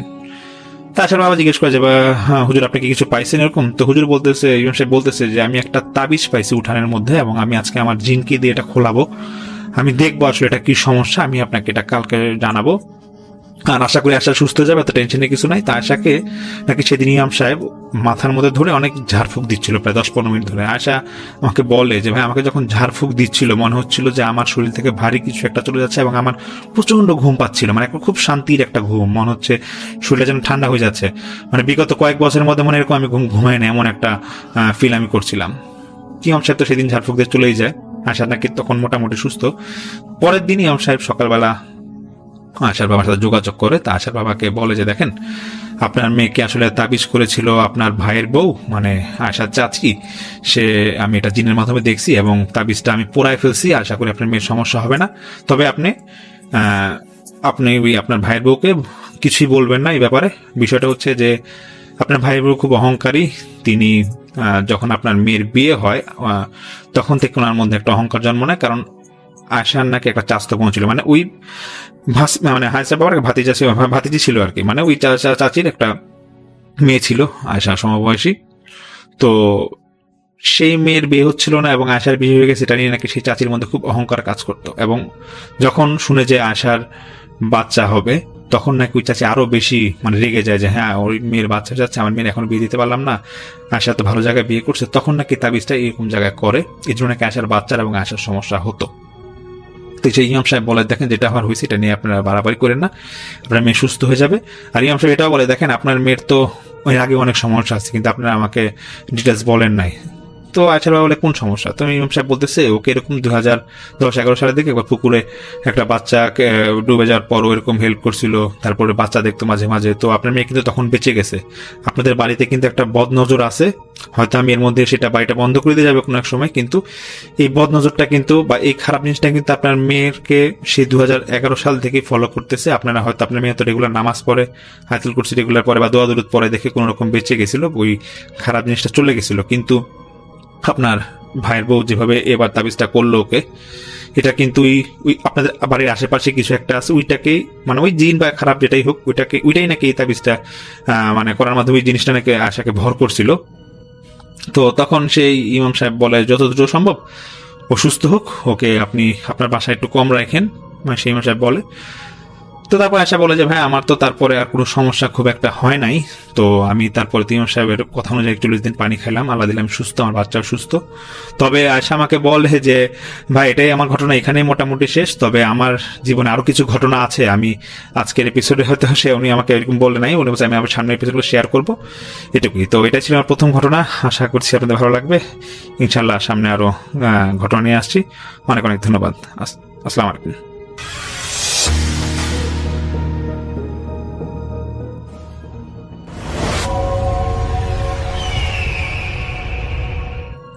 ধন্যবাদ রাসেল ভাই আমাকে ঘটনা বলার সুযোগ দেওয়ার জন্য। আমার নাম রিপন, আমি এসেছি লালমেট থেকে। রাসেল ভাই আজকে যে ঘটনাটা আমি শেয়ার করব, এই ঘটনাটা খুব কাকতালীয়ভাবে আফনান ভাইয়ের প্রথম ঘটনার মতো আমার ঘটনাটা কিছুটা মিলে যাচ্ছে। এখানে কিছুটা ঘটনা মিলে যাওয়ার মানে হচ্ছে যে তিনি যে ইছা বিলকে কেন্দ্র করে ঘটনাটা বলেছেন, আমারও ঠিক একই রকমভাবে রংপুর বিভাগের নীলফামারী জেলার ডিমলা উপজেলার একটা বিল আছে, সেটা হলো সেই বিলটার নামও একইভাবে ইছামতি। তো এই বিলকে ঘিরে একটা ঘটনা আমি আজকে আপনাদের মাঝে শেয়ার করব। তো আমি সরাসরি ঘটনায় চলে যাই। ঘটনাটা ঘটেছিল 1998 সালের বর্ষাকালে। ইছামতি বিলটি তখন অনেক বড় ছিল, যদিও বা কালের বিবর্তনে সেই বিলটা এখন অনেক ছোট হয়ে গিয়েছে, কিন্তু 1998 সালের দিকে সেই বিলটা অনেক বড় ছিল। বর্ষার পানি উঠলে বিলের চারপাশে নিচু জমিগুলো পানিতে ডুবে যেত। দিনের বেলা সেখানে জেলেদের নৌকা, মাছ ধরার জাল আর হাঁসের পাল দেখা গেলেও সন্ধ্যার পর সেই জায়গাটা বেশ নির্জন হতো। তো গ্রামের মানুষ বলে যে আসলে ওই রাত 12টার পর নাকি সেই ইছামতি বিলের মাঝখানে নৌকা দেখা যায় এবং সেই নৌকার উপরে একটা আলো দেখা যায়।